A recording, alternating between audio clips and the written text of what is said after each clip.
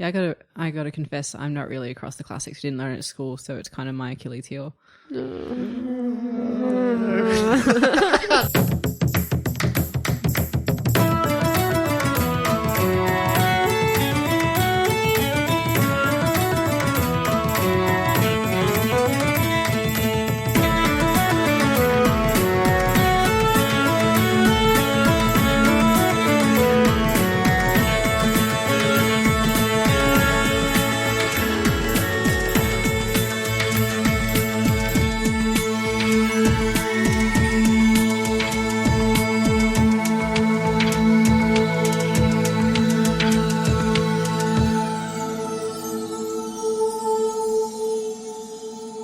Hi, I'm Elizabeth Flux. I'm Ben McKenzie. Welcome to Prat Chat, the monthly Terry Pratchett Book Club podcast. Each month we discuss one of Terry Pratchett's books with a special guest.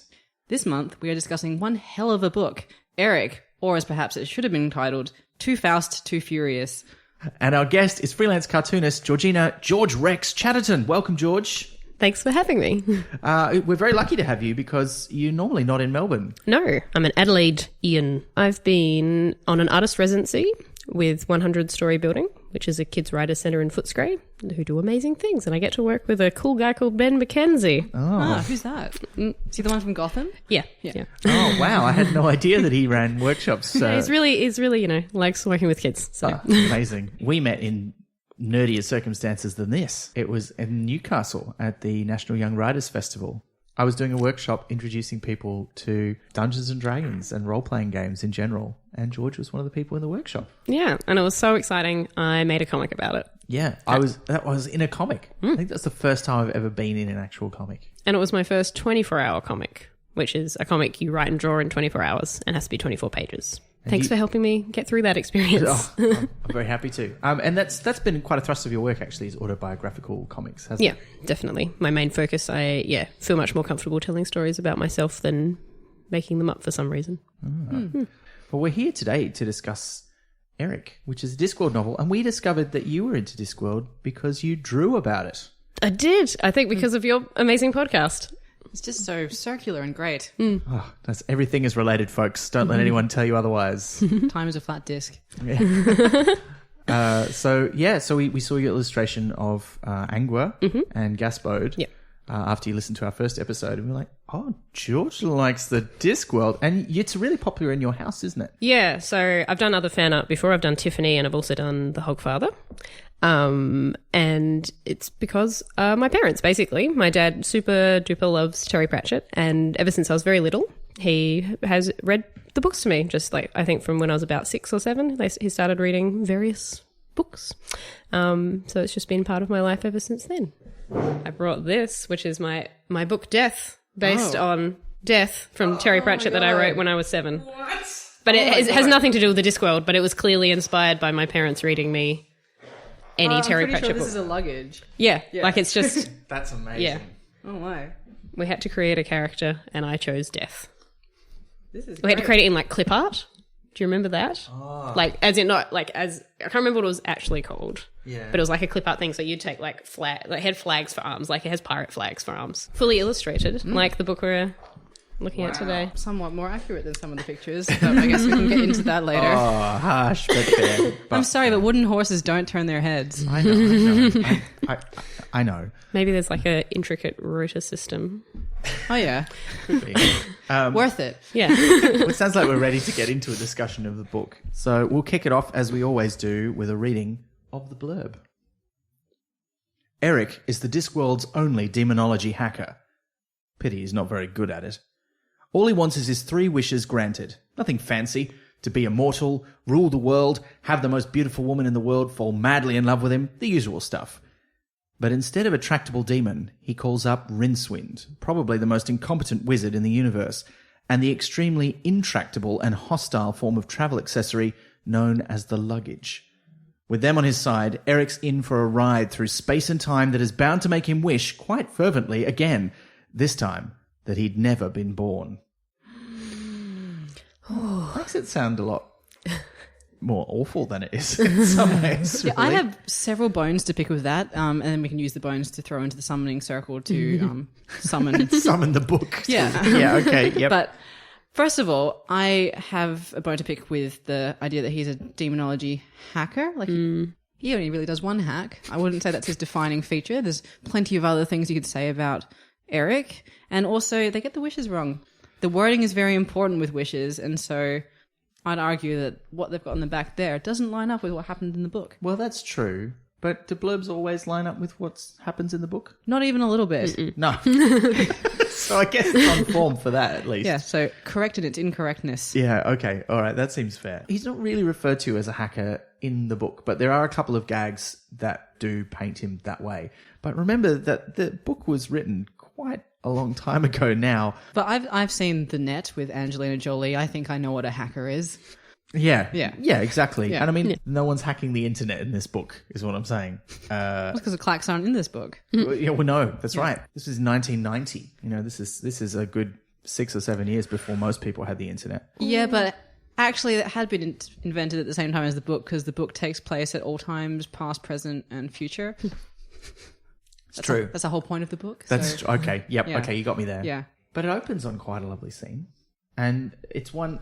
We've got several different editions of the book here, and the original illustrated one is a large format book with a much longer blurb, actually, which gives away most of the points of the plot. But I love the first illustration in the book, and the first scene actually is quite glorious as well. Bees. I know, bees. Are we fans of bees here? Yeah. Always. Yeah, I'm a big bee fan. I love a good bees. Wouldn't we all die without bees? Isn't that the thing? Yeah, we would. Colony collapse. Maybe this is why Colony collapsed, because death has them all. It makes sense. Oh, Everyone would be dead without bees. And he keeps getting them trapped in his skull, which I found quite a delightful image, because he had that whole thing about headaches. Yeah. It was buzzing in his head. But he's wearing a beekeeper's outfit in the book, although he's not in the illustration. The first of many discrepancies you have a bone to pick with. That's okay. A bone to pick with death is a good one. Seems appropriate. But he still manages to get a bee in his head, even though he's dressed appropriately. So, yeah. Yeah, they're not the normal sort of yellow and black stripy bees. They're black and black stripy bees, or they're supposed to be. Actually, the whole illustration is beautiful, but it is not in different shades of black. It really does not resemble the description much at all. But it's a beautiful piece with Death staring at the bees. We're there in Death's domain, though, for a reason, and that's because Death hears something. There's the sound of feet running, and then a voice which says, and again, like, we were kind of surprised when we were reading Dodger last episode that there were real swear words in the book. But in this book, it actually says, oh shit, I'm going to die, I'm going to die. Am I just so aggressively Australian that shit did not register as a swear word to me? I was like, oh yeah, this is all fine. You know what? It didn't register as shocking to me in any way, except normally on the Discworld they say other things like bugger it Yeah. or damn and blah. Like they say very Victorian sort of. What's name? Yeah. Millennium Shrimp. Yeah. Maybe it breaks the fantasy for you. A little bit. Yeah, I think that was what it was. And it's not something I remember Rincewind saying before. But I still, I thought it was very in character, though. I think if he was a real person, he'd absolutely say that. Yes. As would we all. Yeah. What did you think of the first scene, George? It just feels like a calm before the storm for me. Just enjoy like Death, hanging out with Death. I could just hang out with Death all the time, to be honest. He's pretty chill. Is he your favourite Discworld character, do you think? Big question. Definitely as a kid, Rincewind was my favourite. Did you like evolve away from Rincewind, or did you just find other people? Yeah, I think it was more like the evolving of the world. Because I think it wasn't even the first books that I was read. I think I was Weird Sisters and Guards were the first books that were read to me. But yeah, for some reason I just really locked on to this hero that was really terrible at his job, loved running away, and just had like effectively a giant dog as a companion. I was like, this sounds pretty great. And magic. I love a bit of magic. But he also didn't have much, like, as the stories went on, I didn't actually enjoy his stories as much as the other stories, even though I liked him as a character. Strong agree. Yeah. I have to admit, I'm liking them a lot more reading them again than I thought I might. And I really liked them to start with. But one of the things interesting is, he's continually painted as this incompetent wizard. And yet in this book, for the third time, it's a major plot point that he's suddenly able to do magic. And I'm like, I think Terry Pratchett has realised that having a wizard who can't do spells is kind of a bit annoying. Yeah. I'm the opposite to you, though. The more I read Rincewind books now, the less I like him as a character. And the less I like the books now as an adult. Okay, fair enough. But before we get to Rincewind, who is yet to be summoned, we have to do the other summoning, because Ankh-Morpork and the university are being also overrun by this running and these voices, or this one voice. And so the librarian's fine with it because he's like just chilling literally in the near the cool vats of erotic books. Yeah, he's mostly cool with it until he falls into one of the vats. Yeah, but it's okay because he's an orangutan. Yeah, he doesn't get erotic booked. Yeah, that was one of the first footnotes in the book too, talking about the difference between something being erotic and something being kinky. Yeah, it's the difference between using a feather or using a chicken. Yeah, which I thought that was very funny. But they're all disturbed by this disruption, and so the head wizards, including their very elderly new arch-chancellor, because of all of the goings-on, decide that they need to do something about it, and to do that, they're going to have to perform the rite of Ashkente, which they do, they do this all the time, and which fair enough, it's a cool bit of magic to do, but on the other hand, maybe you don't want to talk to death every day. And it does talk about in this book how the wizards are a little bit like, we don't really like doing this. I mean, we don't really want to attract his attention, but he's probably the only one who will know the answer. There's a great bit where everyone's thinking what they should do, but no one wants to say it. And it's like, there was a silence, the special kind that you get after a really unpleasant noise. We don't want to do the thing. Oh, we've got to do the thing.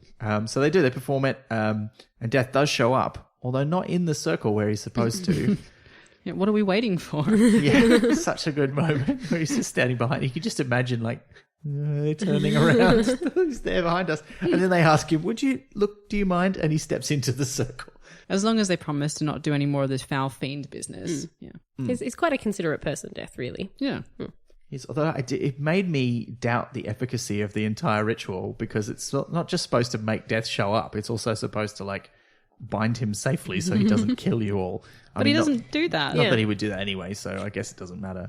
Yeah, well, Death's usually doing the thing that people expect. Isn't that his whole persona? So what you think's going to happen with the Death summoning ritual is what happens, except if he's got a head full of bees that he's just thrown out. Maybe that's it. Maybe it's the bees that have distracted him. He's bee drunk. But he knows exactly who the voice and the feet noises are. It's Rincewind, the wizard, who we last saw in Sorcery getting knocked into the dungeon dimensions and bravely staying there while getting Coin, the sorcerer of the title, to go back into the real world and undo the magic that he'd done that had opened a portal to that terrible place.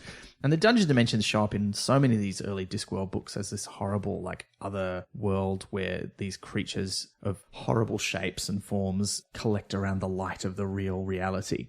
I've kind of felt a bit anticlimactic that he's just running away and we never really find out what's going on there. He's just running, and he's just been running for that whole time, and we don't know what has he had to eat, where has he been, what is it like there, and why can we hear it? The dungeon dimensions are always sort of just next door, but you don't normally hear them, so how come we can hear him? And I guess those are all questions that don't really matter to the narrative, but I was thinking them as I was reading this book, going, I kind of want to know more about what was going on there.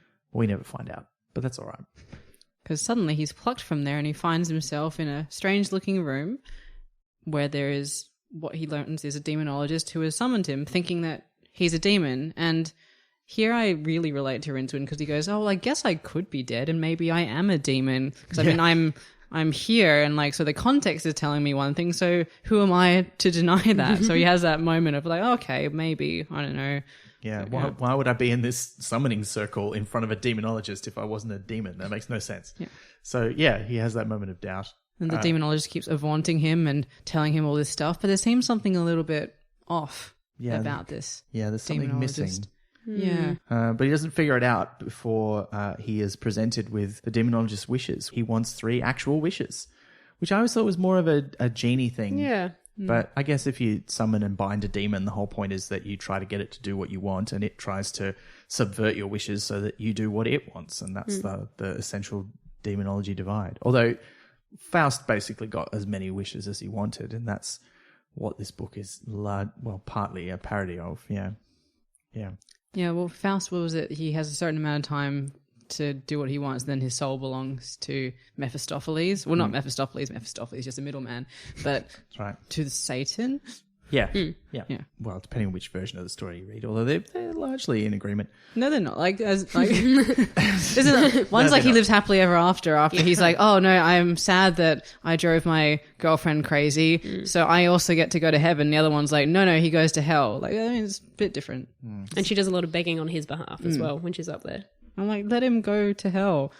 Oh, Yeah. See, I'm really most familiar with the Christopher Marlowe play, which doesn't have any of that business. I read the Wikipedia article today, so I mean, So who you of know. us is more Me across too. it? Well, both of you, for obvious reasons. Here we have a demonologist who wants these 3 wishes, and they're pretty boring wishes in a way. I mean, they're grandiose kind of wishes, which we read out in the blurb, but that's not what he actually says, is it? What it actually says is, I want mastery of the kingdoms of the world. I want to meet the most beautiful woman who has ever lived, and I want to live forever. This is classic wish-granting behavior, where you try to think out your wishes and make sure you word them in such a way that they can't be misinterpreted. But he definitely has not done that. He's just kind of like pulling them out of thin air. Well, he says he did that. I reckon his process was like, okay, I got 3 wishes. What do I want? I want a new football. No, that's not good enough. Yep. I don't know. Maybe do I want treasure? Do I want to live forever? I don't know. And then he thought long and hard about what he wanted to wish for, but not how he was going to wish for it. I suspect is what happened. Yeah. But wanting to live forever, that one, you can screw that one up for someone in so many ways. We'll find out the particular way in which this one gets screwed up Also, soon. why would you want to?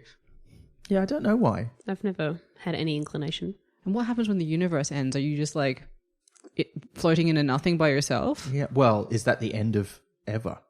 Do you continue aging? That's my biggest thing with the forever thing. Oh, Yeah. yeah. Because if you just keep getting older and older, it's going to be very unpleasant. Yeah, 'cause forever. you'll get older than anyone has ever been, and then who knows what'll happen to you. That happened in an episode of Doctor Who, and then they kept him in a cage.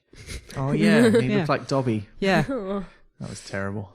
But David Tennant got the week off, I guess, so... Yeah, good. Well, my job's been done by some CGI. Hooray. It's not a big thing that people want on the Discworld. Maybe they're all smarter than Eric. Yeah. It's hard to say. But I mean, to be fair, like he's got a reason. He's not that worldly for various reasons, but there's one really big reason. Yeah, because Rincewind finally works out what's missing. Facial hair. Yeah. Yes. Yeah, just a facial hair. There's great, in all the illustrations in the book, you can see the hooks on his beard, Yeah. which are great. If you look really closely, the first one, it's not as obvious, but then it hasn't revealed in the book that he's just a little kid. And how old is he? He's 13. He's almost 14. Yeah, Yeah. so he is a teenager. In the standards of the world of the Discworld, sort of Edwardian, medieval, weird sort of mashup. But a lot of people are like married by 16 or 17. That gives you a bit of a different context for what we would consider it. But he's still very much freshly teenager. He's the same age that Adrian Mole was when he started his diary. So if you want to sort of get a insight into what's probably going on in his head, Oh wow! Now Maybe- imagine the secret demon summoning diary of Adrian Mole. yeah, because if Adrian Mole lived in this world, this is exactly how it would have turned out. This is exactly what he would have done. So basically, Rincewind is set on yet another babysitting quest. What is it with him and kids? First is Coin, now it's Eric. Yeah. He's not having much luck, is he? Yeah. He just has to deal with these troublesome boys with too many powers that their age can't help them with. Yeah. He gets left alone in the room for a sec, and that's when one of the few sort of hacker jokes actually happens, because Rincewind finds and looks at the book that Eric's been using to summon demons, which is, I'm going to try and pronounce it, the Maleficarum Sumpta Diabolicte Ocularis Singularum, the initials of which are MS-DOS. Which, for those younger listeners of the podcast, was the operating system before Windows, or indeed concurrent with early versions of Windows. MS-DOS standing for Microsoft Disk Operating System. So there's a bit of a joke there. And it's some really terrible faux Latin, which more or less kind of means the control of the one-eyed demon, something like that.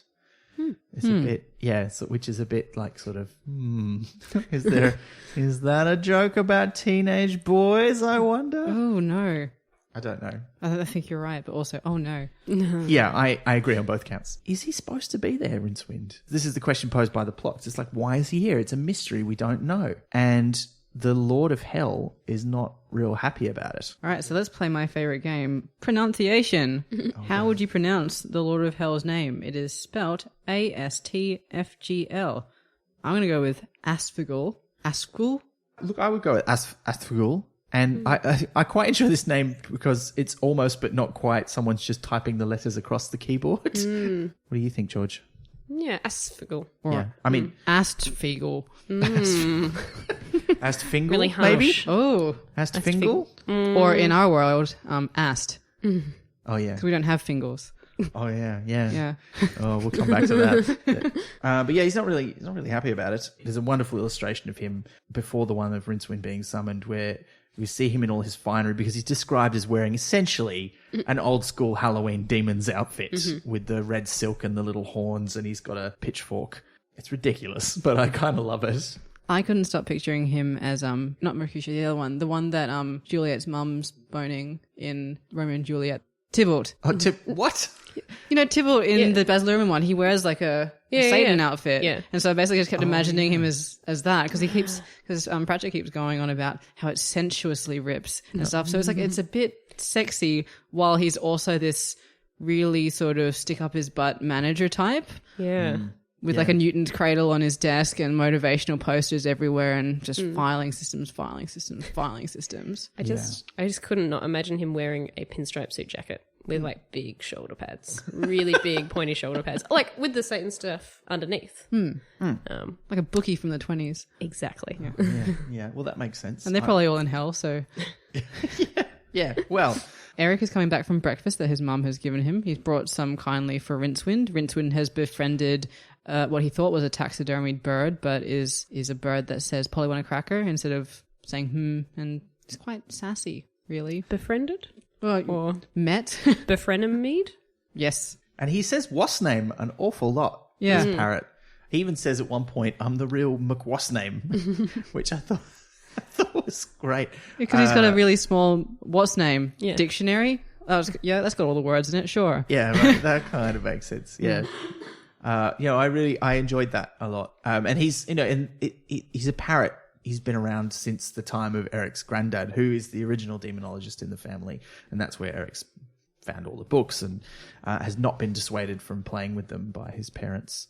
And there's some parenting advice in the book. It's like, you should probably keep more of an eye on your kids and not let them summon demons in the attic, guys. Practical parenting advice. I really like that his granddad was kind of the good demonologist, but he's still a bit crap. Like, he's the one who tries to summon a succubus who's going to like give him a really good time, but he ends up summoning the thing that has a headache at you. So the standard isn't exactly high in this family. Yeah, that's true. So summoning something that's not even a demon is pretty much par for the course. Yeah. But he demands, he doesn't believe Rincewind when he says he's not a demon. And he gets really annoyed when Rincewind figures out he's just a kid. Because, no 13-year-old wants to be told they're just a kid, particularly when they're trying to do grown-up stuff. And, they have a bit of an argument, which leads to Rincewind saying, as he has said in similar circumstances, look, I can't just snap my fingers. I mean, look. And then they disappear and appear somewhere else in quite a precarious position right above the Discworld. And this is one of the greatest illustrations in the illustrated version of the book, actually. There's this beautiful picture of the Discworld on the back of Great Atuan with sort of foregrounded the luggage with Rincewind and Eric and the parrot sitting on it looking down. And it's a pretty impressive illustration. Yeah. Perspectives out, but yeah.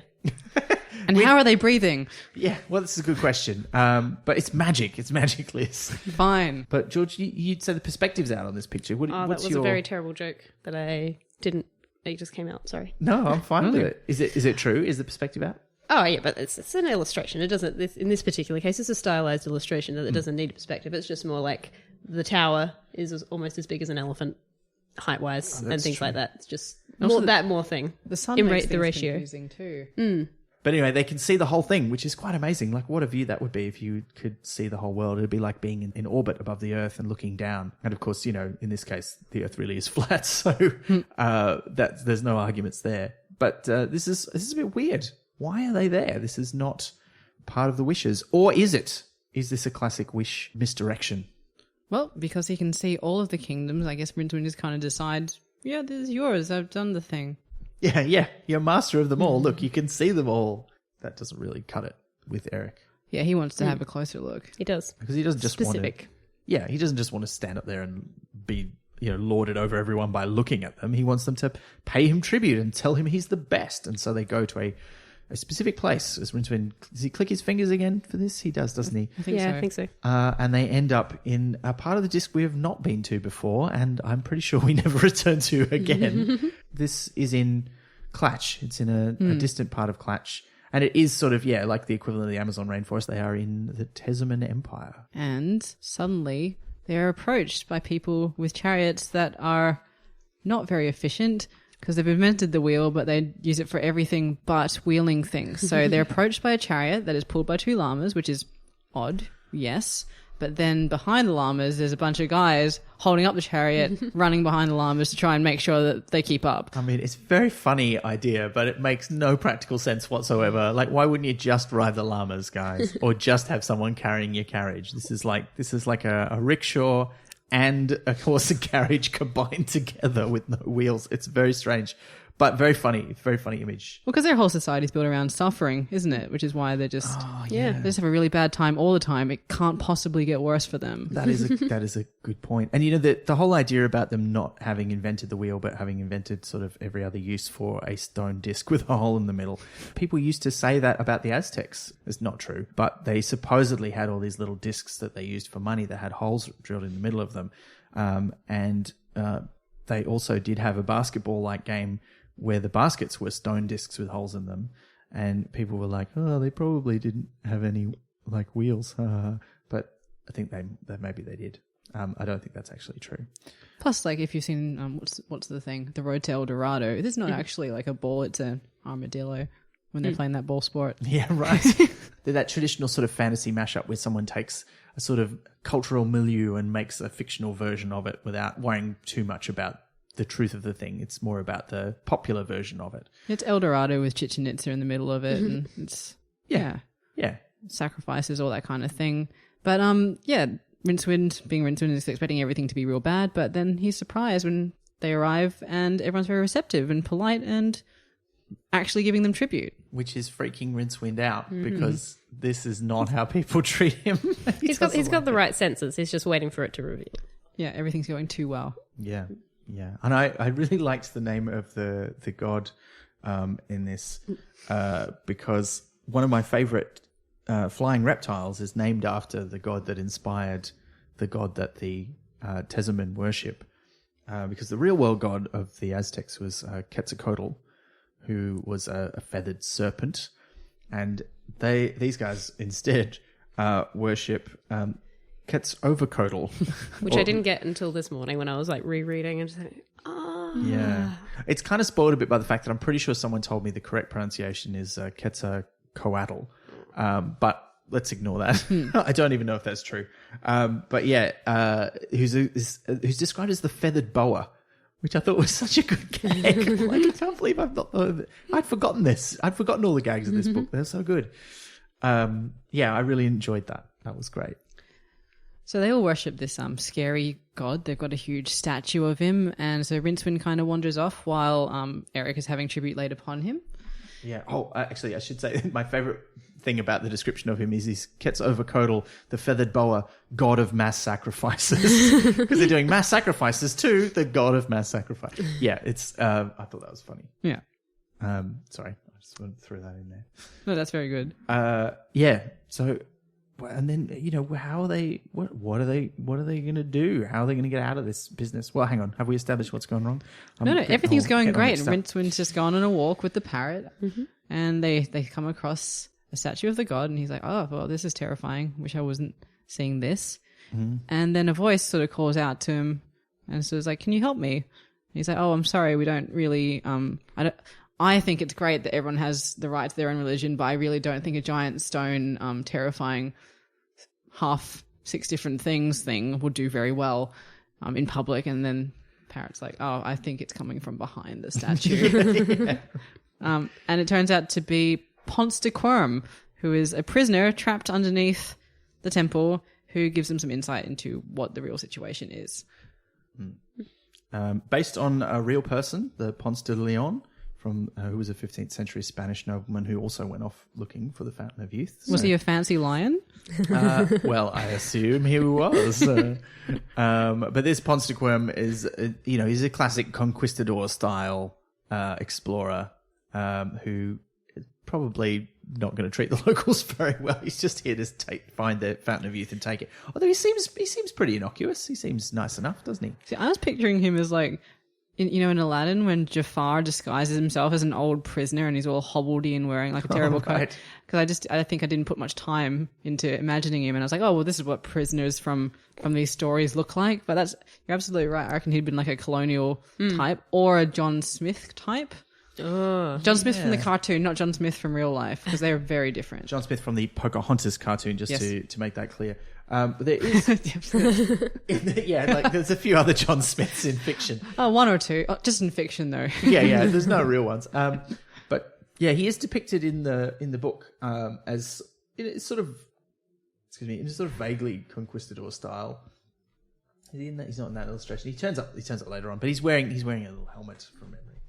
But yeah, he's lost his way on the way to the Fountain of Youth. And also, while he's meeting Ponstequim, that's when Rincewind sees the symbols. And this is actually, it's one of the times that we see Rincewind's actual talent, which is not magic, it's languages and cultures. So he remembers things about the local area, but also he can read the language of the Tesserman, although he can't speak it. He's only seen it written down. And whenever they sort of speak out loud, it's just written in like the pictograms that they would use. So you can't really figure out what they're saying. There's a great scene where he's trying to communicate with them for the first time, and they get the master stonemasons to chisel out their message. Oh yeah. Oh, and there's that joke about how, which I felt mixed about this joke actually, because it says they're the only culture where you could beat yourself to death with your own suicide note, and I was like, oh, that's funny, but also it's a bit, it's dark funny. It's dark. That's dark. Like quite a bit darker than maybe Pratchett intended. I don't know, but the book's kind of dark. Like there's a lot of asides from Rincewind, which seems to imply he would much rather be dead. Yes. Yeah, there is that. Like he goes on about how he would like to go back in time and kill his grandfather. That's the only reason he'd like to travel through time and stuff like that. So I'm just kind of like, oh no, Rincewind, buddy. Yeah. He's had enough, really, hasn't he? Yeah, and I guess he is allowed to confront that idea when he finds out what is in store for him and Eric, which is depicted on the walls, that they are going to be, well, disemboweled, all the bad things, like everything from the Monty Python Grave to Robin song, basically, is going to happen to them. It's all going to happen to them. And it turns out this is because the Tesserman basically they just have the worst life. They hate where they live. It's a gross swamp. There's just horrible insects and nasty people who live nearby. Their whole lives are terrible, and they blame it all on the creator of the universe. And they think that that's Eric because he has wished to be the master of all he can survey. And so that's what their legends tell him, that one day the creator of the universe will turn up and he will look like Eric. And so they're going to kill him because that's how they feel about how things have gone for them. And you're like, I have a certain amount of sympathy for that point of view. I would have more sympathy if they hadn't sacrificed thousands of people to their god. But, Meanwhile, in hell, the Lord Astfagul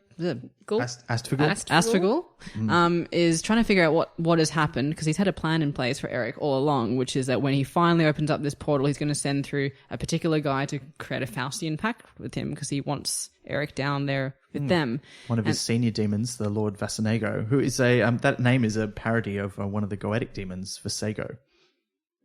Lord of Pudding? Possibly, yeah. But yeah, so that didn't happen. Apparently, Vasago was in the bathroom, and so somehow Rincewind got called up instead. Is as much information as he can glean. And he at this stage still thinks Rincewind is a wizard. No, he doesn't. So at this stage, he thinks that Rincewind is a demon, and he's just trying to figure out what's going on, because he's recently taken on the job and he's doing a whole census and everything as well. But while he's doing this, he gets Quetzalcoatl and says, oh, well, stuff's going on up there, not related to Rincewind at all, but he wants him to manifest himself. And Quetzalcoatl is a bit hesitant, which doesn't quite make sense, because it's very... The likeness is striking. Yeah, it's striking. And he hasn't physically manifested for them before. They've only ever seen him in dreams, but they got a very good look at him in the dreams, so they know exactly what he looks like. They've made this amazing statue, but he doesn't really want to go down there in person. But the Lord of the Demons insists, and so he does. Yeah. And it turns out there was a reason he didn't want to go, which is... He's teeny tiny. He's like a fear demon. Yeah, just from like the fear demon from Buffy. Yeah. Yeah. That was the first thing I thought of. And because I haven't seen that gag done anywhere else. I've seen it in this book, and I've seen it in that Buffy episode where they have the whole thing where everyone's being made to sort of live out their fears and having a terrible time. And there's an illustration of the demon that's probably responsible in a book. And they're like, the only way to defeat it is to summon the demon, and then we'll fight him. And they're all worried about it. And then they summon him, and he's tiny, and he gets like squished on. And it turns out that Giles had not translated the caption underneath the demon correctly because it says actual size, which was hilarious. And this is very similar to that. But he doesn't get to say anything. He's just starting to talk to them when something happens in the jungle, something's running out, something with lots of legs. What could it be? I don't know. It could be the luggage, because it is. And it's, which accidentally squashes him. And I was like... And a puma or something as well. Oh, yeah. There's a great line of there's a puma running away from him, and it makes the mistake of looking back to see what is being chased by, and that's the last mistake it ever makes. And you're like, oh, it's so sad. And he's also like flanked by some rare jungle fowl, rarer now. Yeah. The luggage is basically just... I mean, I think the previous time we saw the luggage in Sorcery... I think we were all a little bit weirded out by how it sort of like absorbed a bit of Rincewind's kind of crush on Kanina, and then sort of started acting a little bit lovelorn and weird. And now it's really back to its old self, which is just, I'm just going to follow you wherever you go, and anything that gets in my way is going to regret it. And this is like classic luggage behavior. And also kind of mankind's attitude to the world. Yeah. Yes. So it's brutally true. So maybe we are all the luggage. Well, we've got enough legs as a collective. I did squish a puma earlier today. Oh no! I don't think I The stepped shoe on or the any. cat? Did both.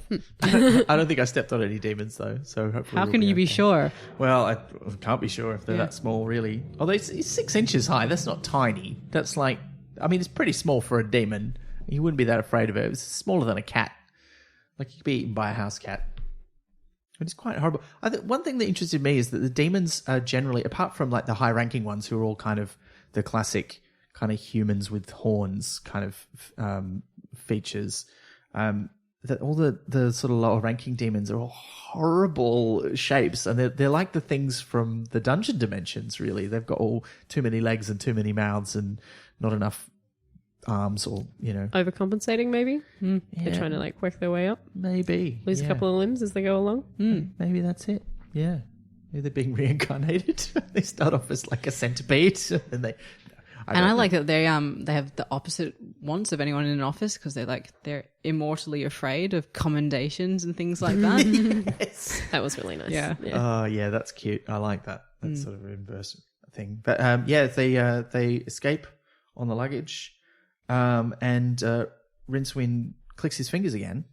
After he sends off Ponce de Chrome with the parrot to go off to look for the Fountain of Youth, he's like, we're done with you guys. Off you go. Yeah, take this parrot with you. You're definitely not going to appear later in this plot. And the parrot's like, I don't want to go. And he's like, well, it's this, or I'm going to feed you, let these guys eat you. And he's like, okay. And the Tessermen actually quite happy because they've squashed their god, which means they're like, oh, maybe we can start again. Let's see what happens. Except the priests are like, but if they don't worship a god, how are we going to keep the people in order? So they start building a statue of the luggage. Yeah. Yeah, who wouldn't? Oh, Did God to have, I think. Got the right number of legs, True. True. And terrifying. Can smite your enemies. And it's legendary. Oh, God. I'm sorry, but I'm also not sorry. No, you're never Don't sorry be for sorry your for that. puns, and you should never be. But I have to express my pain so that those of us, those listeners who also find them painful, can feel somebody commiserating with them. Are you bagging me out? No. Oh, God. You're feeling a bit boxed in. No, I just needed to Would get you it like off my me to chest. stop? Oh. And that's a lock. Oh my God. Okay. All right. Anyway, yes, they get rid of the parrot. They send it off with Ponce de Chrome. They snaps his fingers again. And we'll stop talking about wooden containers of stuff. Yeah, no more wooden containers because where do they show up? In a wooden horse. Oh, dang it. Yeah, because they've gone back in time. So Eric wanted to see the most beautiful woman who ever lived. And that is purported to be Eleanor of Sort, which is the Discworld's version of Helen of Troy. And so they've gone back in time. And I don't think they necessarily specify how far they've gone back in time. But earlier than pyramids. But it's certainly, thousands of years. And they're back there at the Sortian War, the Trojan War equivalent. Which they find out when they appear at the end of a horse's butt. It's true. Just like Ace Ventura. Oh, But that was yeah. that was an elephant or a rhino? Well, it's a horse's butt in the first Police Academy film. Okay. If you've seen that. I mean, that I don't necessarily recommend that film. Are we talking about all the animal butts that we've seen in films? Because I don't know. perhaps not. I don't know. Spin-off episode. I feel like that's not a thing we should do. But yeah, they're in the wooden horse, and the exit from the wooden horse is built into its butt. Which makes sense. Yeah, but you didn't like the illustration of this. I didn't say I didn't like it. I No. just said it was incorrect because like it has them appearing out of his butt and the horse is kind of looking around shocked, which a wooden horse would not do because a wooden horse has one expression, like me. It's inanimate. Yeah. Yeah. Well, I think we have to take the illustrations as they're not meant to be. This is what's happening in the book. I don't think they're sort of more. I'm inspired by the book to draw this scene, kind of thing. Generally not how you illustrate a book. No. No. Oh, okay. Yeah. Well, professional opinion, like, what would you have done for this illustration? Well, yeah, definitely not having a horse head turning around from an inanimate object, for sure. I mean, it is fun. It does have a funny expression on its Oh, I face. love it. Oh, sure. But it's just so fluid to, like, it's not... It's consistent with all the other illustrations, I guess, within the book. Yeah. If that makes sense. Yeah, well, this is what I was saying, is that, you know, they're inspired by the text rather than really trying to reflect what is happening in the text. And they are beautiful. They're all in Kirby's style. And so we get the lumpy flesh on all the people and creatures and Can I say something? Please do. Absolutely. I don't like this style at all. No, I'm saying it very quietly because I feel guilty about it. you don't have to feel guilty. But I mean, he's dead, so you don't have to worry that about makes me feel offending him. worse, I think. I'm sorry. No, everyone. it creeped me out. This is a reason I couldn't read the books for a long time when I was younger. Like myself, I'd have them. The reason I couldn't read the books for a long time because I had them read to me and because I couldn't look at the covers and I'd always take the dust jackets off because his style just creeps me out. It gives me the creepy crawlies. Also, all the ladies never wear clothes. Yeah. That is true. And like I have a book of his other art, and this is very much. Although it's interesting because this is the Kirby style. All the Discworld illustrations are in his, personal style, but he does do other styles. Like he's quite capable of doing very different artistic styles. Interesting. If he wanted to. He always talks about how he read the books and really tried to put as many interesting things from the story into the cover illustrations as possible. And so you will see little details that are all over the place. So he does pay attention to the text, but I think he sort of pays attention to the text looking for inspirations rather than trying to translate exactly what's in the text onto the cover. And I guess there's different. I mean, have you ever done that kind of a job where someone's given you text and sort of said, can you turn this into an illustration? Like, can you make an illustration to go with this text? Yeah, for sure. And how do you approach that? Well, it definitely obviously depends on the job and what they're looking for. A lot of the time, you read if it's an illustration for a story. I usually pick a scene. I pick one scene that I think is sticks out to me. If they're only illustrating one bit from a story, and then try and get just that one scene capture, that one moment in the story, as opposed to trying to fit all of the feeling of the story. I really like to keep it literal, I guess, to what I've read. So yeah, I much prefer. That's how I prefer. But I can totally get I know I get what you're saying, and I agree with you what he's doing here. His style really creeps me out. Like early Mickey Mouse cartoons for me as well. Miffy for me. Yeah, really. Yeah. Interesting. Because her mouth is it a mouth? It's crossed. I always thought It's as not a mouth. It's a nose. Yeah, in but my as a mind. child, I thought her mouth was sewn shut. Oh, that is creepy. So I was like, why? Because she doesn't talk. No. So I was like, why is her mouth sewn shut? And when it came on TV, I get really frightened Oh, I want to watch this all again with this point of view now. because it looks like it, and I can't stop seeing it like that as well because it's how I. Neither can I now. Yeah. I'd be scared. I think it possibly because I was never good at drawing when I was a kid. I was always really quite obsessed with the covers of books because I'd be reading them, and then anytime I remember doing this, whenever I would get up to a scene in the book which was part of the cover, I'd be like reading it, and then I'd be looking at the cover, and then I'd keep reading the book, and then I'd look at the cover. And the Doctor Who novelizations, which was I read loads of them when I was a kid. They often, not always, but often had illustrations as well, but they wouldn't have very many. They'd have maybe somewhere between half a dozen and a dozen. And I'd always be looking whenever I got to a bit of the story that was about a character who'd been illustrated in the book, I'd go back and look at the illustration and like to remind myself, what do they look like? Oh, they look like that. And I don't know. It's weird. I don't know that I ever did that with. I think I'd grown out of that by the time I was reading the Discworld books. But we've talked about this before, that his style is kind of weird and in some ways doesn't quite fit Terry's style, but in other ways really does. Like, I feel like it's kind of playful and cartoony in some ways that really does sort of reflect the kind of mood or tone of the Discworld. I feel like it's kind of an emotional interpretation rather than a literal interpretation, and I appreciate it for that, but I don't find it matches either category for me. Right. And sometimes it can work in reverse. If you take in the cover too much, that impacts your emotional interpretation of the text. So for me, I started reading them higgledy-piggledy, and I also didn't have so many of these covers, so I don't think it impacted me as much. Yeah, that's right, because you started reading around the time Paul Kidby had taken over doing the illustrations. He's my favourite. I do love his illustrations. And actually, we haven't talked about this yet, but the way that Josh Kirby draws Rincewind never matched my internal idea of what he looked like. He's way older in the Kirby illustrations than I think he is.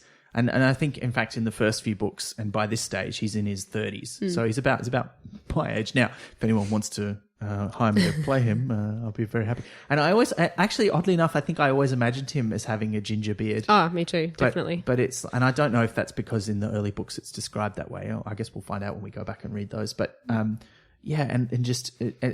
it's definitely described as a scraggly beard, and yet he's got this long sort of wizardy beard in here. All grey, beautiful grey white hair. Yeah. Dumbledore would be proud. Yeah, definitely. And I don't know his hat's too good. It doesn't have wizard written on it, exactly. does it? Yeah. His hat doesn't have wizard written on it incorrectly, and it's too nice. His clothes are too nice. He's not raggedy enough. But it's a very different style. Like when you look at Paul Kidby stuff later on, it's very much a caricature, but it's sort of, I'm not sure what the right term for it, George, is. Maybe you can help me out. But it's kind of like he does sort of like it's sort of much more realistic than Kirby, but still a caricature.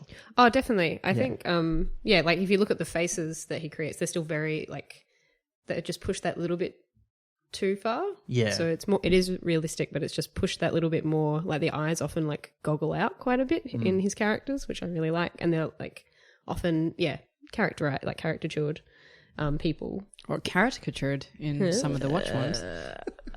It's true. It's beautiful. It's a beautiful thing. And I think he's got more urban sort of vibes, which I think really work, particularly with the Watch books, really well. Whereas this is heavily fantasy inspired illustration sort of stuff. And grand vistas of the whole place. And I think it's only relatively recently that Kidby's done those sort of more grand illustrations, as he's done things like the very recent book, The Discworld Imaginarium, which I would love to read. I haven't got my hands on a copy, but it looks beautiful. But yeah, it's a very different style. But I do enjoy these pictures, whether or not they exactly match the art. And I do love the expression on this horse's face as these people climbing out of this giant portal built into its butt. Yep. Or ass, as we would say in Australia. We keep saying butt. I say butt because I work with kids all the time, and butt is the word you can say that's a little bit naughty but not too rude to say around kids. That's what I say. But you probably can't say ass in front of smaller kids, so I don't say ass. See, I can't say ass at all because I seem to either fall on going ass or like sounding too posh. I'm not sure why. It's like if Downton Abbey had a script that included the word ass, that's how I'd say it. Right. And it just Adelaide? Yeah. I think where we it's have the good accent. Ass. Yeah, ass. Yeah, ass. But I can't say ass. I find that really hard. It's like it's too harsh for my vocal cords. It's like it's really unpleasant to say. Doing archery with words. Like you're just firing off this terrible word that doesn't sound right with your voice, but ass sounds too nice for what it is. Yeah, and then you try and say kick ass, and it's like, no, that doesn't. No, it should be kick. No, it doesn't. And when the movie was out, I was just like, the one that the superhero, the kick one. Yeah, kick ass or kick ass. See, that was fine. Yeah, I say kick ass. Yeah, but I find that weird too because like if someone's being a real jerk, I would say, "Oh, you're an asshole," And that's weird because people expect you to pronounce that the American way and say asshole, but I don't want to say that. See, I get around that by calling them a douche canoe. Okay, so Rincewind and Eric are climbing out of the horse's douche canoe. And Which is also kind of could be accurate. Oh, God. But I love the way that this pans out because they come out of the horse and the Sortian army are surrounding them. And they're like, we've been waiting for someone to come out of this horse. You thought we wouldn't figure it out. Yeah, you bunch of jerks. But when they were inside the horse, there's nobody else inside. It's just the two of them. And it turns out that not only were the Sortians expecting or had figured out that, of course, you've got people hidden inside this horse. So we brought it inside and now we're waiting for you to come out. But the Ephebians, who are the Greeks of the Discworld, had figured out that they would know that. And so they just put the horse there and left it there as a distraction while they went in round the back gate. Everyone going around the back. Yeah, it's true. It's true. But I love the way that works out. And eventually they do get in through the back gate into Sort so that they can burn the place down. So they can sort some things out. Yeah.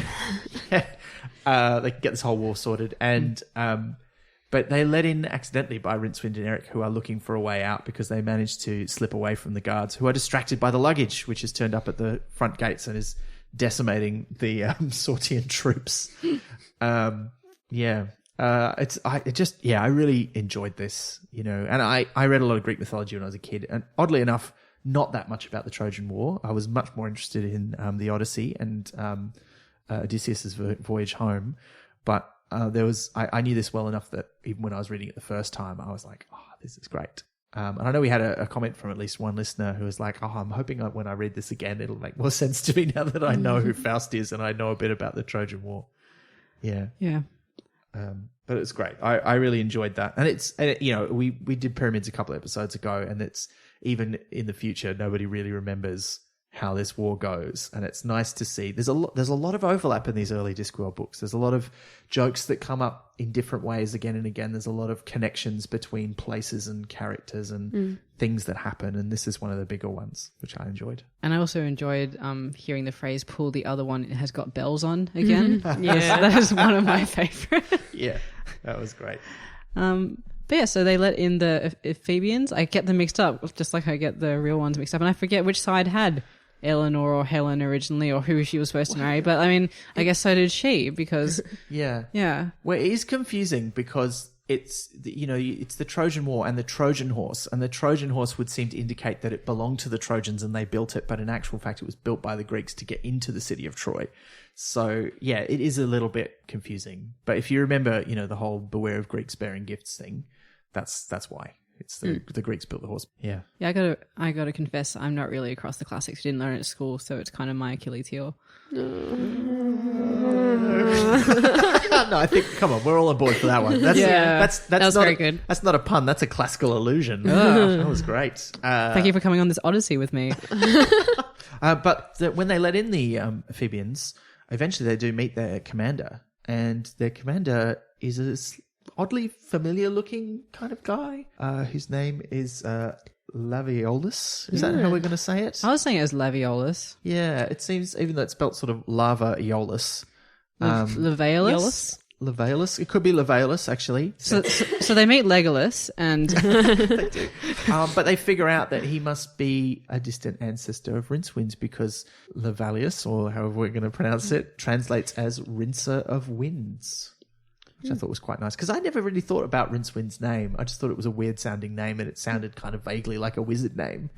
I never really thought that it meant anything. And also it's his first name. And his only name, in fact. So, like Prince. or Cher. Yeah, but does Prince have an ancestor named Prince? Like, that seems weird. No, it'd be like a version of Prince, like Yeah. son of Formerly- king. Yeah. Yeah. Like Thane's son or something, Yeah, but weird. Laird boy. Yeah, okay. But yeah, Laviolus is a cunning guy who... He's the one who came out the back door thing, the horse thing. He doesn't like all the military stuff because he kind of seems like the guy who's been forced to hang out with the football team when he really doesn't like the football team. Yeah.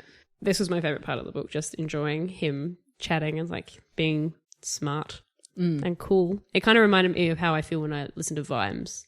Yes. when he's discussing things and figuring stuff out. It felt like an early Vimes sort of vibe. Because he's very practical. Practical, yes. And this is only one book after Vimes is introduced. Yeah, I agree. I think that this is a similar kind of character. So he has used a strategy where they have gotten into civilian clothes, gone to a bar, and basically gotten to know a janitor who tells them about the secret entrance to the tower. So they are now all on their way to the tower. I think 3 soldiers, and then the luggage, Eric and Rincewind, is it? Yeah. Mm-hmm. Yeah. So they're on their way up to there, and as they burst through the door, Labiolus has his speech all worked out. It's all very impressive. Unfortunately, however, it falls on tiny ears, toddler ears, in fact. How do we feel about the way that Eleanor is described? Because I feel like this is one of the parts of the book where I was like, look, I see what the joke is, which is that you wanted to see the most beautiful woman who ever lived, and we're going to show her to you 20 years after she was the most beautiful woman in the world. And I'm like, oh, but really, is that cool? I don't know. I mean, this is how she's described in the book. Do you want to read it, Liz? There was a woman there, plump, good-looking in a slightly faded way, wearing a black dress and the beginnings of a moustache. A number of children of varying sizes were trying to hide behind her. Rincewind counted at least 7 of them. Yeah. When Rincewind points out that that's Eleanor of Sort, Eric's like, no, don't be silly. She looks like my mum. Eleanor was much younger and was all... His voice gave out and he made several wavy motions with his hand, indicative of the shape of a woman who would probably be unable to keep her balance. And you're like, okay, I see what's going on here. It's a good gag, but I mean, then there's the way she's drawn in the book. Yeah. I feel we're being very critical, but, we've got to be true to ourselves. And I think as much as I do enjoy the illustrations and I enjoyed reading the book, This one left me a bit She out has of more sorts. clothes. Yeah. she does have more clothes, but not many more. No. And it doesn't really matter since she's literally covered in babies. She is covered in babies. Yeah.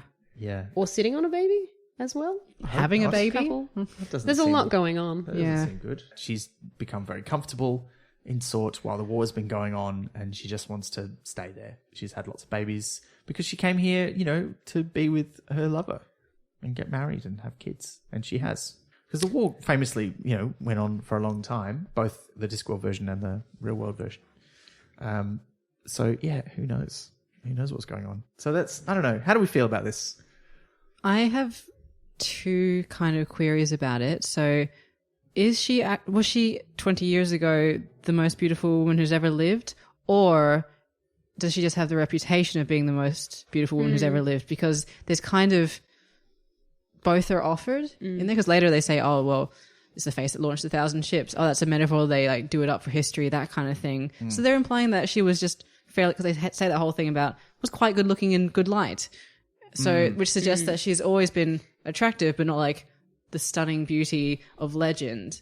So if that's the case, then even this is not really a fulfillment of Eric's wish, because he asked to quite literally meet the most beautiful woman who's ever lived. Yeah. So Does he specify though? Yeah. Does he say that it should be like later on? I think he does mention Eleanor of Sort before Rincewind does. yeah, because when they're at when they realize where they are, he's like, oh, I'm going to meet her. Yeah. So he had someone in mind. So it's almost like it's not just that they're perverting the wording that he's used for his wishes, but they're also they know what he thinks he wants. They're perverting his perversions. Yeah. So they're giving him what he asked for, not what he really wants. Yeah. Yeah. Yeah, I agree. I think there's that idea that, we fought this massive war over her, so she must be the greatest, most beautiful person who ever lived. And whether or not that's really the case and whether it was just an excuse to start a war, who knows? And indeed, it really doesn't seem like Labiolus knows either. So, yeah, I don't know. It was kind of one of those moments where it's like, it feels a bit clunkier now maybe than it was when it was written.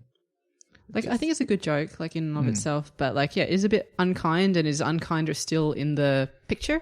Yeah. But not so unkind in the book that it shouldn't have been in there. I think it is a good twist on I agree. the wish. And it's the kind of joke that you see in the older Discworld books and the older Pratchett books, and you can't really imagine him have written that, like, 10, 15 years later. Because it's not like, herp to derp, she's ugly. It's like... Yeah, it's not that. Thank goodness. It's just like, oh, she's a normal person. Yeah. Which is fine. Yep. It's good even, but yeah. It's good to be a normal person. But they persuade her to leave, which she does before No, they don't persuade her to leave. They accidentally set fire to the tower as they're trying to go, and the luggage rescues everyone. That's right. Yeah, they do. And they get back to the boats as the towers are toppling in sort. Not the topless towers that Eric was hoping for. No. Yeah. But they certainly don't have tops anymore because Yeah. they've been destroyed. But yeah, which is the gag. But it's fun. And there's that moment where Laviolus is like, "So you're from the future," and I quite liked how matter of fact he was. I actually just watched an episode of the TV show Stargate SG-1 where they accidentally travel back in time 40 years to 1969 or 30 years. What season was this? Season 2. It's near the end of season 2. And they figure it out almost immediately. And when they tell someone that's what happened because they've got a little bit of evidence, he believes them. And I was like, what a pleasant surprise for a time travel story where people don't go, "Don't be ridiculous, you can't have travelled through time." And it was the same in this book with Laviolus, who's like, "Oh, you're from the future. I've got an ancestor. I guess that's all right. Does that mean I make it home?" And Rincewind's like, "Yeah, you make it home." Like, he's like, what will be gained from telling you that you're going to have a terrible time?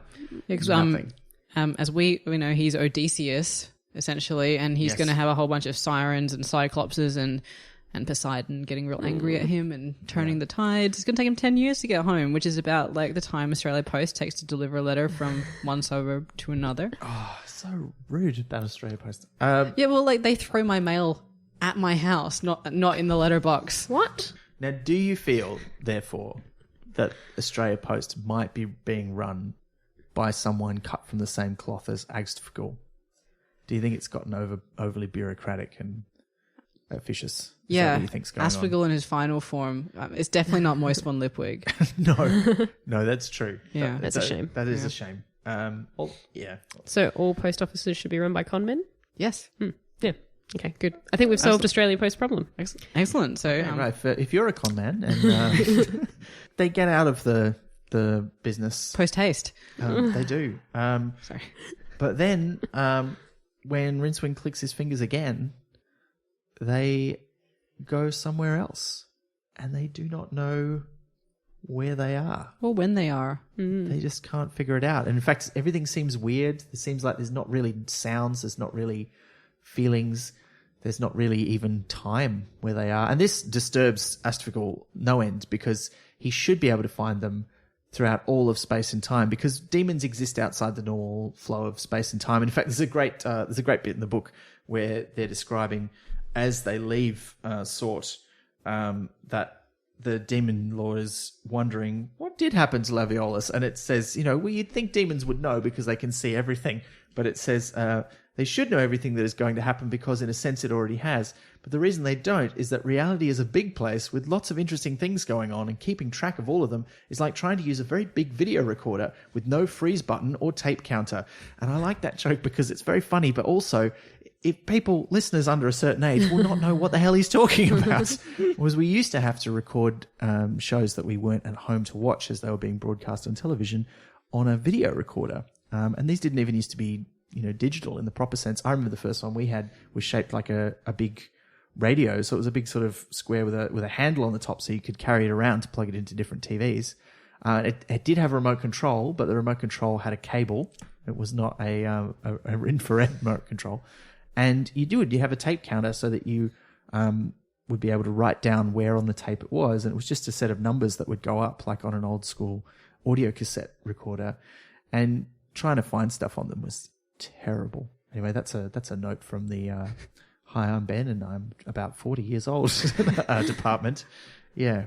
Well, we had a VHS tape rewinder, like a special machine specifically to rewind tapes. Oh, was that so you could be rewinding a tape in the tape rewinder while you were watching a tape something else? Getting ready to eat just like non-stop videos. Yeah, and I used to be the good person who'd always rewind the tapes before returning them to the video store. Oh, good. Yeah. I approve. Yeah. Rather than being the person who's like, you can borrow this and have to rewind it before you watch it. It's Terrible. Cool. It reminds me of that film. Remind you of that? Please. Sorry. Yeah, it does. That film, Be Kind, Rewind. I couldn't get through. It's the only film I've never been able to sit through. Clearly you've not seen Cosmopolis. No. Which is the correct decision. Okay. No, I haven't seen it either. But I just like, perhaps it's just that I really like Mos Def. I really don't like Jack Black. That's Sorry. Just wait till you see how I answer one of the later questions. Okay, all right. This could get tricky. But anyway, the Demon Lord can't figure out where they are, and he's getting a bit agitated about this. So he decides he's going to go and look for them in one of the only two places they could possibly be where he wouldn't be able to see them. But as it turns out, they're not in that one. They're in the other one. They're at the beginning of time. Before the beginning of time. Yeah, before the beginning of time. And there's nobody there. Well, they think there's nobody there, but actually there is someone there. It's the creator of the Discworld. Not the creator. But not the creator. He's just a creator. Yeah, this had, for me, major Slarty Bart Fast, Magrathea, Hitchhiker's Guide to the Galaxy vibes. Yep.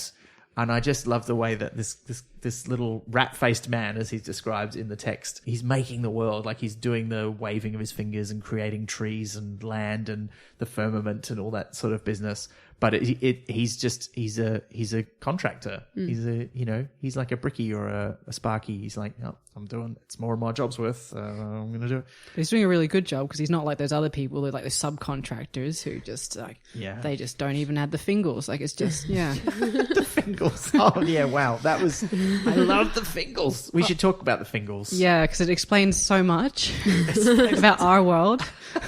Yeah, so the Fingles is a bit. If you didn't read the book, and we try. I mean, the reason we go through the book in plot order is we don't want to assume that you have read it when you're listening, but most of you probably have. But the Fingles are the things that's missing. Do you want to read that bit of the book, Liz?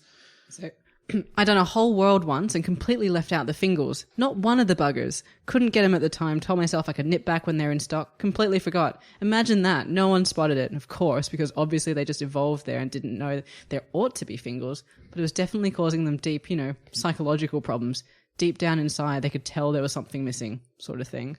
So, like, we're the world without Fingles. And that's why we have that sort of, there has to be something more. Because something's missing and it's Fingles. What do we think Fingles could be? What could they be? Well, we can't comprehend them, surely. Yes. But I mean, we can imagine things that don't exist, though. Is it like a certainty of purpose? Oh, Ooh. Yeah. Maybe it's maybe it's like demons in his Dark Materials books, like where your soul exists outside your body and takes on an animal form, so you can kind of talk to it. Maybe that's Fingles. But maybe that's just me because I think that would be awesome. Maybe it's like a coat that fits really well, and everyone has one. The feeling that you get when you wear that coat. Oh, I feel like it's a feeling for me. It's like an intangible Fingle. Yeah. Okay. Listeners, if you think you know what a Fingle is, we'd love to hear what your ideas are. Please let us know. You can use the hashtag PratChat7 to talk about this episode. Or indeed use the hashtag Fingles. Fingles. We'll see what happens. That sounds like a good song. Fingles. I don't know. No, that was good. I'll pay that. I've got a question, though. Sometimes you're ordering things, right? And you have to write them down quickly when you're doing a job. And Fingles is just one of the many things you have to order while you're making a world, right? So when they're making... Like, does this world also not have proper Fingles? Because you mean the they've Discworld? Yeah, because they've got Fegels. That's true. Is that just like a typo and they got Fegels instead of Fingles? No, well... Because the psychology of these people seems to be quite similar to what is around us. Like, the whole thing's a satire. So maybe Discworld doesn't have Fingles either. Well, he doesn't say whether it's supposed to have them. Like, the way he talks about it is not clear whether every world should have Fingles or if he just left them out of a world that should have had them. Yeah, hard to know. But CD Fingles? In case you don't want the whole album? It's could be. Would you have all the Fingle ladies? Okay, let's move on before this gets any worse. We're just making our own Fingles. We don't have any. I know. I understand. Right. I feel the loss as well. But yeah. You Fingle the loss? Yeah, I do. I wish if I had the Fingles, I would be able to explain it more. Well, at Christmas we can sing Fingle Bells. It's fine. But the other thing that I really like about the creator of the universe, though, is that he's got one of those things that Terry puts into some of the minor characters. He just gives them a little bit of a mannerism that just makes them feel real. Kind of like how Solomon Cohen in Dodger has that little that he always does in his speech. The creator of the universe, he has that, sort of thing. That he says at the end of every sentence. And you just imagine him sort of being slightly absent-minded, saying that. I also love the bit where he makes Rincewind a sandwich, where he said, I brought a sandwich. Are you hungry? He's like, yeah. And he's going to take the sandwich out of the bag. And he says, well, what kind is it? And he's like, I don't know. What do you got? He says, no, you have to say what it is. And he goes, you got, I don't know, egg and cress. And he goes, let there be egg and cress sort of thing. And he pulls it out of the bag. Oh, I love it. But no mayonnaise. Yeah. Yeah, that is a bit.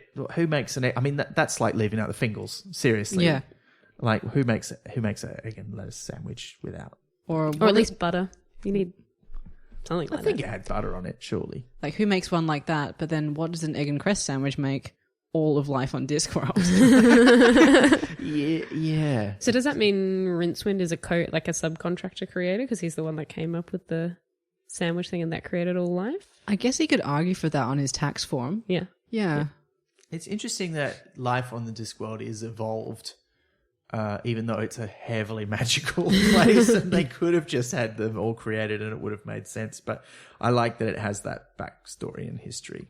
Because, Rincewind and Eric find themselves standing on a beach and they have figured out that this is his third wish, to live forever, which means he has to start at the very beginning and just be alive for all of it. And they're kind of going, oh no, that's quite a long time. Yeah, there'll be a long time before there's people. It's going to be very boring. And he's like, you'll stay with me, right, Rincewind? And Rincewind's like, I don't want to stay here. This is your stupid wish. But then they feel like they're stuck. And he's like, oh, it's quite nice, though. You know, there's nobody chasing us. There's nothing that can eat us or kill us. But then he also sort of looks around and is a bit like, yeah, it's not really like Ankh-Morpork, though, is it? There's that lovely bit where he realizes he's such a child of the city. He does not want to live forever in clean skies and lovely, pure air. Like, it's just weird for him. So, yeah, he's like, no, we've got to get back. And he starts panicking about it. And that's when the only bit of hacking in the book happens. After he throws his egg and cress sandwich into the water. Oh, yes, and that's it true. starts to evolve life. That's right, yeah. Just like Prometheus. Oh, God. Yeah, just like... it makes more sense than Prometheus, I'll say that. Oh, the guy fell in the water and then life. You know. Look, let's not turn this into the podcast about things that we hate, because I really hated that film. Well, can I say something I liked about this bit of the book? Please do. I really loved the description of the tides and like how they were very tentatively and they themselves were evolving into being. So here's a bit. The waves rolled peacefully up the beach, not very strongly at the moment because they were still feeling their way. The first high tide was coming in cautiously. There was no tide line, no streaky line of old seaweed and shells to give it some idea of what was expected of it. That's really nice. It's like this little peaceful little thing. And then, of course, adventure and yeah, but running. that makes sense because the world is so peaceful at that time. Yeah. Oh, that's lovely. So they're really, really bored on this beach. Mm-hmm. So they do the first bit of hacking, like you're saying. Could you explain what the hacking is? The only bit of well, look, it's not like it makes any sense. But essentially, Rince's like, wait, you did a summoning circle to summon me from somewhere else. Can you do a summoning circle to get us out of here and like reverse summon us to somewhere? And there's sort of a little bit of a joke explanation of how it works, where they're talking about it. And he thinks that they're going to go back to Ankh-Morpork, but that's not where they end up. They end up instead at the outside the portal to Hell. And Eric sort of complains that he's being told it's not quite what Rincewind asked for in a way that I have to say, as someone who's worked in IT support in his life, I can definitely recognize where someone's like, hey, can you fix this thing? And we're like, well, I fixed it. And they're like, but it doesn't do this thing. I'm like, well, do you know how hard it was to get it to even do this? He says, you're not supposed to be able to make magic circles run in reverse. In theory, it means you stay in the circle and reality moves around you. I think I did very well. And then he starts getting all nerdy. And the phrase is his voice suddenly vibrating with enthusiasm. He says, you see, if you rewrite the source codex, this is the difficult bit. You route it through a high level, and that's as far as he gets. Like, the only joke is saying source codex instead of source code. And I kind of, I was a bit disappointed. I was like, I know Terry Pratchett loved his tech stuff, and I was hoping he would put some more computer programming jokes in there, but that's pretty much what we get. We get source codex, and then we get a routing joke, and we get the MS-DOS manual. And I was hoping for more, and particularly because he's described as a hacker on the back of the book, I really thought there'd be more hacking in it, and there wasn't. It was a shame. But I did like that joke. It was funny. Well, there was almost some hacking in the Tezuman bit. Oh, yeah. Yeah, they almost get hacked into with obsidian, but, luggage got in the way. Yeah, that's true. But so suddenly they're in a place with a very forbidding door, but a pretty contrasting sign above A it. faux cheerful sign. Lots of exclamation marks. Yeah, which is it's a running theme in all Terry Pratchett books. Whenever you see something written with multiple exclamation marks, someone always comments on how this is the sign of a diseased mind. Yeah, it's a shame that I pretty much end all sentences with exclamation points. But One not- or two.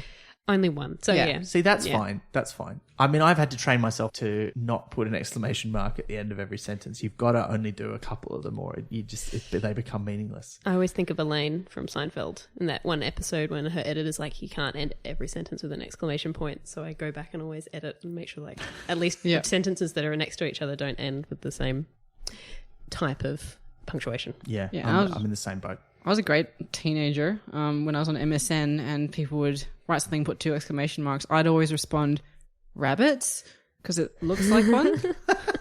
So like, Yeah, okay. which is probably more annoying than anything else, but they all stopped doing it eventually. So you're welcome. Yeah. Editing even then. Yeah. Editing the joy out of conversation. That's okay. It's important. Well, look, actually, there's a bit that I want to mention before we go on, which is that while they're doing the reverse summoning circle and getting back to where they hope is Ankh-Morpork, but ending up at the portal to hell, Astfagel, meanwhile, has gone to the other end of time, the end of everything, to find out if that's where Rincewind and Eric are. They're not there, but he does meet Death, who of course is there because everything has just died, and starts to begin again, which Death does not seem to have been expecting. But then he flies back to try and find them. And I love the description of him as he's flying back through the space-time continuum. And I'll probably read that as one of my favorite passages at the end, so I won't do it now. But where he unfurls his wings and they're made of like magnetism and folded space. And I was like, oh, yeah, oh, this is cool. And I was just imagining him erupting out of his like rather sort of genteel form. It was so good. Yeah, I love that description.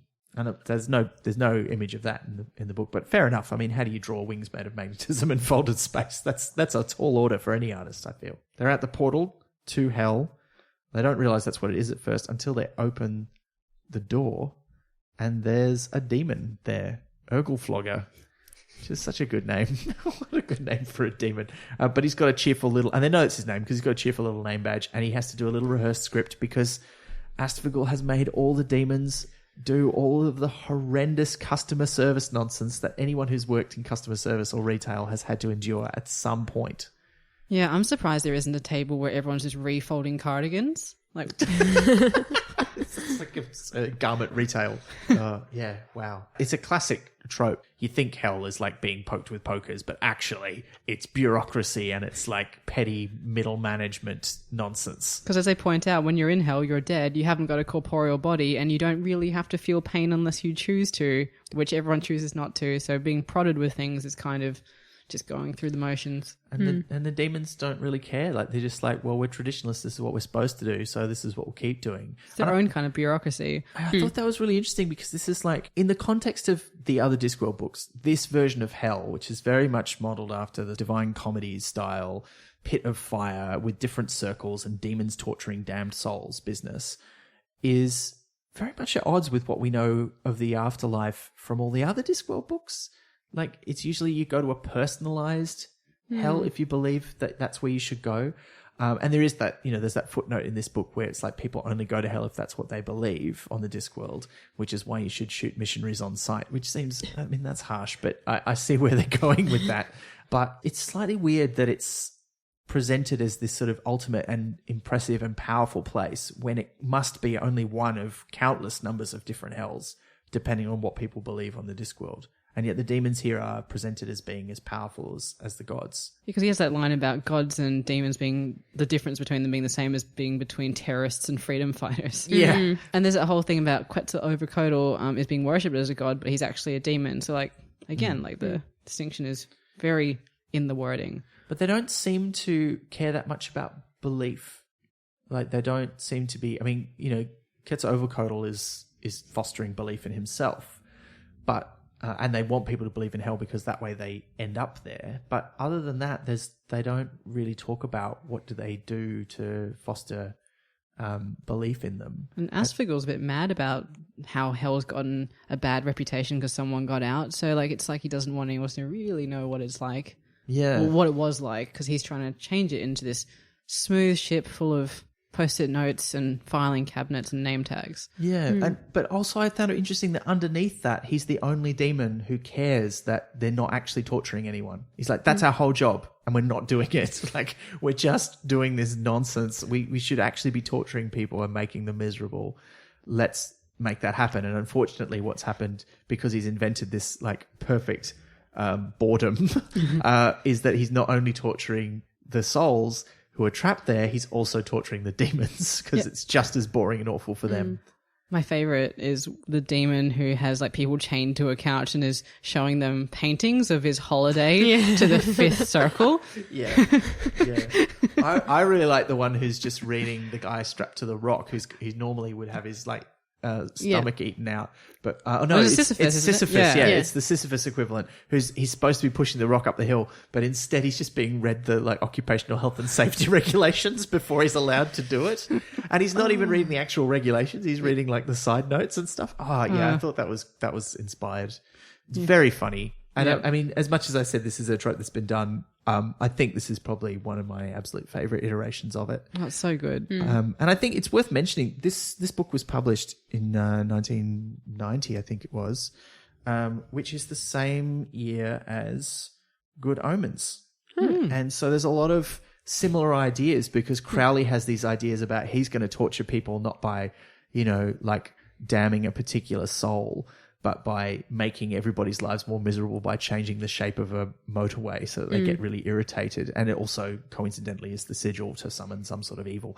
But it's like, yeah, that's that same idea that bureaucracy can cause much more discomfort and annoyance and evil than any demon with a hot poker. Hell is other people. And there are plenty of other people in hell, because Rincewind and Eric managed to talk their way past Urgelflogger into the main part of hell, where they meet a couple of old friends, oddly enough, as they run away and hide from the demons who are now searching for them. And it's Ponce de Quorum and what's name? Laviolus. And what's name? And what's name? Yeah. And what's name? Yeah, that's right. Yeah, but they're all there, rather surprisingly. All on the treadmill of death. Yeah. I did like the joke about what happened to Ponce de Quorum, though, which is like, so I guess you didn't find the Fountain of Youth. He's like, no, I did. I just didn't think of to boil the water before I drank it. Like that was genuinely funny. I like that. And they know that there's one other exit from hell. They spot it, but they're hiding on a treadmill, and it's like one of the punishments in hell is to run on this treadmill that never goes anywhere. And they're not quite sure how they're going to make it all the way across the burning pits of hell to the other exit to escape, when there's a noise, because the luggage has arrived. And indeed, someone lets the luggage in through the door, because by this stage, Astfagor has ordered all of the demons, including all the high-level ones, to go and find these interlopers. And, this is going to look really bad for us that people have come into hell and they're not supposed to be here. And he's particularly annoyed with the demon Vasanego, who is supposed to be the one summoned by Eric. And he's like, well, are you sure you want it? And he's like, yes, look for them, and also take Urgelflogger and like dismantle him. And they're like, you sure? Like, that'll leave the door to hell unattended? He's like, did I stutter? Basically, go and do what I said. And Vasanego is like, yeah. And that's the first hint you get that, he's up to something. There's machinations other than the treadmill. Yeah. So someone lets the luggage in. The luggage runs across hell and finds Rincewind, jumps onto the treadmill, and starts running so hard that the giant wheel that forms the treadmill breaks off its mount and rolls right across hell. And it looks like they're going to escape. But the wheel smashes near the exit from hell. But Astfagor has noticed this, of course, and apprehends Rincewind and Eric, and is just about to do something horrible to them in front of all the demons, because he wants everyone to see that he's like taken a hand and has stopped this nonsense, when suddenly everyone breaks out into applause. Because the demons took on his advice to learn from humans and have learned about managing people out. Yes, he's going to get kicked upstairs. Yeah, he's been promoted to a place he can't do any harm. And it turns out the whole thing was orchestrated by Vasanego in order to get Asphodel out of the way and presumably for him to take over as the new Prince of Hell. He was supposed to be summoned by Eric, and he's just been watching. He's the one who orchestrated Rincewind being summoned instead out of the dungeon dimensions, and also has been providing the magical power for all of the things that have happened. Rincewind hasn't had anything to do with it. It's all been Vasnago's plan all along. And it was just to distract Asphodel until this moment. Make him president of Hell, where he has to be across everything. He has to do the filing cabinets. He's allowed to have sticky notes. It sounds like he's going to start like a what's the thing where all the people meet and nothing happens? Oh, a meeting. Yeah. No, but like more than that, there's regular meetings, a committee. Committee. Yeah. Oh no. He's going to have like underlings that will do his work for him. Yep. And Yeah. the whole team.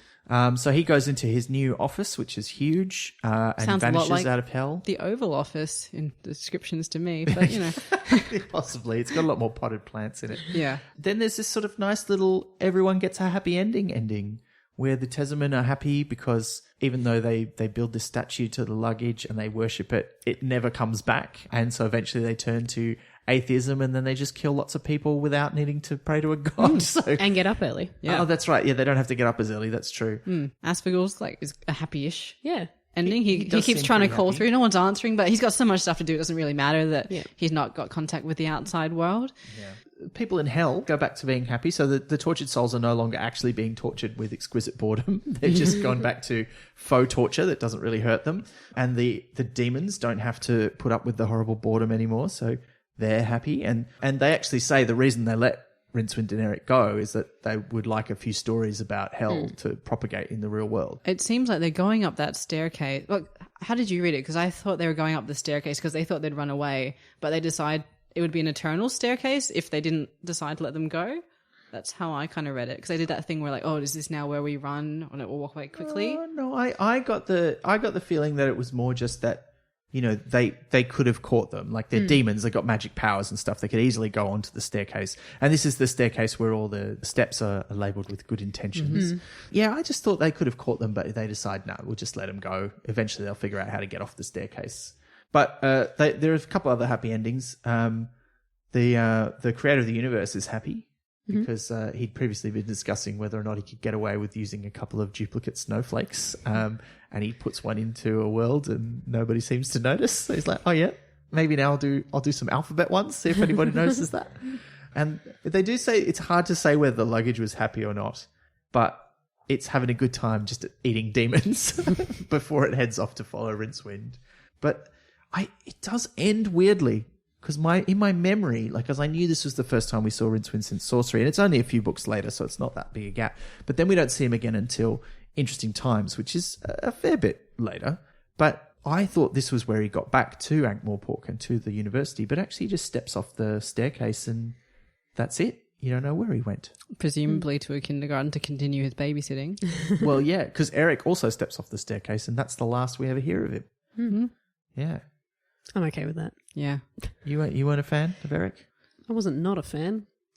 I didn't get a real feel for him as a character, beyond those teenage boy tropes, but I didn't get to know him in the same way we got to know Mort, for example. But again, I was about to say, but Mort has a book named after him. Wait. Yeah. Yeah. Well, that's the end of the book, though. How did we feel about the book as a whole? I very much enjoyed it. Yeah, I had a lot of fun with it. I read it so long ago, and I sort of vaguely remembered what went on in it, but I didn't have a really strong memory of it. I kind of felt like maybe that meant that I just didn't like it very much, or it was a bit forgettable. But actually, you know, even though plot-wise it's very much just here's some fun situations one after another, kind of in a sort of Douglas Adams-y style. Well, there's a stronger overarching narrative than there is in, say, The Hitchhiker's Guide to the Galaxy. But I just had a lot of fun. It was a fun romp, which is a way that many people have described it. I didn't like it as much as you guys. Oh. Sorry. No, that's okay. Don't be sorry. Tell us. I really enjoyed talking about it with you. Like, it made me feel like I'd not given the book as much space as I should have when I was reading it. But I think because it was just so different from what most of the ones I've read myself have been the later ones. And so different from those that I just felt like shortchanged or something. Like, it just, and like, being Rincewind, who I had in my mind had a very specific view. And this one is one I hadn't read. It hadn't been read to me and I hadn't actually read it previously. So this is one of the few I haven't ever... So you're reading it for the first time? Reading it for the first time. Wow, so, okay. And it just didn't have that Discworld world feel to me. It was more on the satirical parody sort of side. and with specific references to earthly things. And I know there's lots of references throughout all of the books, but they're like, he says Amazonians, which is a thing, as opposed to even masking that. Yeah. If that makes sense. So that, like, there's a few things that brought me out of the book that I didn't enjoy as much then. And yeah, but going through it with you guys, it's like, this is a fun book. Maybe I should read it again. But it does sound like it was lacking in Fingles. Exactly. Definitely not enough Fingles. Yeah. Yeah. No, I think all your comments are that's very fair. Like a lot of the early Discworld books, and this is something we talked about when we were talking about sorcery, a lot of them are not grounded in a single place. And that's interesting because a lot of what makes Pratchett's fantasy writing interesting is he doesn't do those sort of epic heroes journeys where people go from one place to another, to another, to another. And yet his early Discworld books are very much that. Yeah, totally. This is very much in that mold. Yeah. And I think, I think I just have a softer spot for the other ones where it's, you're just in one place and you're just like, oh, cool, get to hang out here in a place for a little while. That's probably just how I view life, though, to be honest. So, well, some of them feel like coming home. Like you read a watch book, it feels like, oh, I'm returning to my familiar environment. Yeah. And so the arguably quite standalone books don't have that for me. It's you dip in and dip out. One of my favorite, or a couple of my favorite books are standalone ones, like The Truth and Small Gods are probably my, until Moist von Litwick came into being, and then that was my favorite sect. But yeah, those two were my favorites for a very long time as a kid. Yeah. Small Gods, I always used to say was my favorite, and I'm going to be really interested to reread it for the podcast because I wonder if it still will be. Are there any favorite bits that people want to talk about? I really enjoyed some of the descriptions of Rincewind. By the time we get to this book, we know who Rincewind is, and it sort of works as a shorter novel with this crazy caper, partly because we already know who he is. But there's some great lines about him that sort of ring really true. One of the things I like is when they're going to be killed by the Tesserman, he says if there was one thing he couldn't stand, it was people who were fearless in the face of death. It's like, that's ridiculous. Of course you should be afraid in the face of death. One bit I really enjoyed was when Rincewind thinks quickly when they're trying to get in the door, and the demon's like, oh, no, you must be dead. Like anyone who wasn't dead who came in here, well, there'd be horrible things happen to them.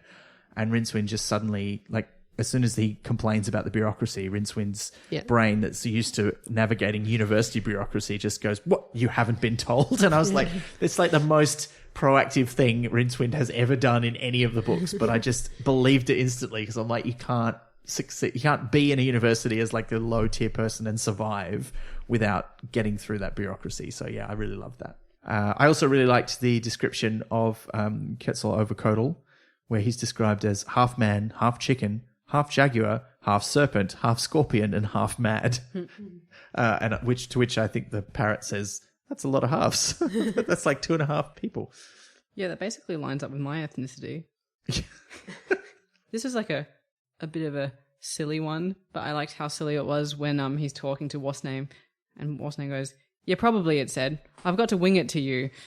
Sort of hand it to you. Hand it so to you. Good. He's got a lot of very silly lines, the parrot. I really like that. Yeah.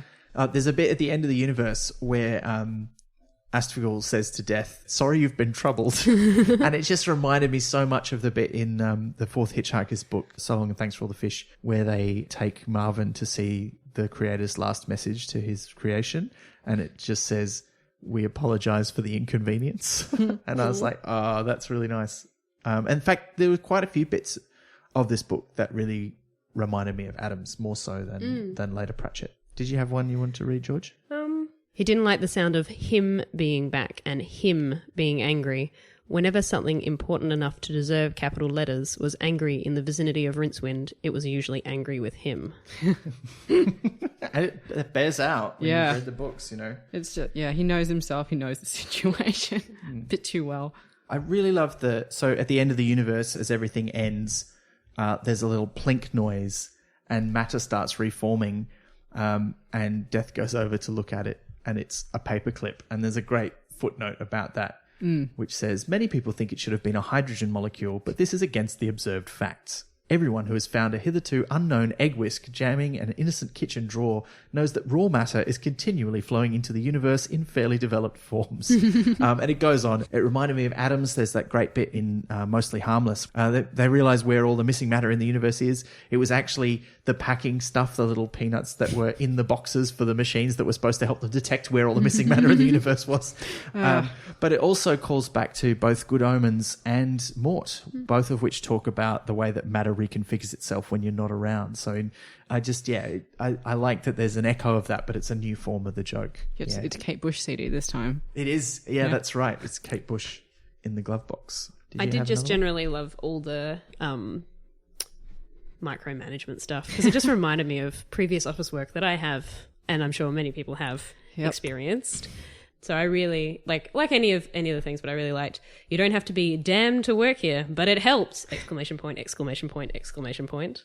Yeah, it just really brought me back to flashbacks to the office. Now, we always ask for listener questions, and we did get some about Eric, so let's hear what the listeners had to say. Liz? Okay, so this one from Darren Ragnar. Other than Eric, what is your favourite movie, book, or sketch featuring a devil/demon, e.g. Faust, Devil's Advocate, Rowan Atkinson's Welcome to Hell speech, Bedazzled, etc.? Now that you've all presumably said Good Omens, what's your second pick? Okay. I'm glad he's let us off the hook from having to all say Good Omens. What do we like? George, do you have any favourites? I do. It was a cartoon series from the early 2000s called At Home with the Baskervilles that I don't think anyone else will know.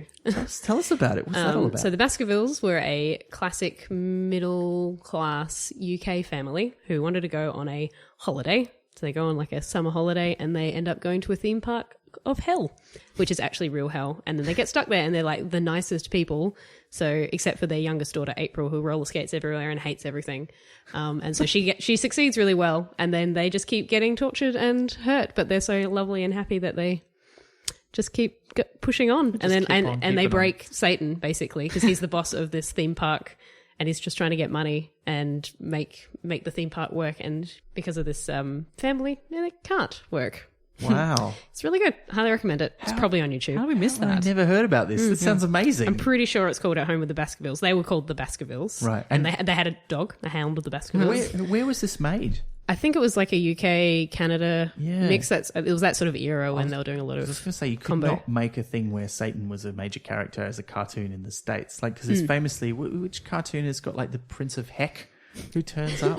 And there's also, in the Powerpuff Girls, Satan turns up, but he's not called Satan. He's called like that guy or something like that. Yeah, I think that's Powerpuff Girls. What about you, Liz? The one that kept coming into my mind, even though I tried to think of other things, was Jack Black, who George hates. And the Tenacious D film clip for Greatest Song in the World. Oh, yeah, with Dave Grohl as the devil. Yeah. Oh, yeah, that's good, yeah. Because the song is so good and the clip is just so ridiculous. And it's just, I think for me, my favourite demon.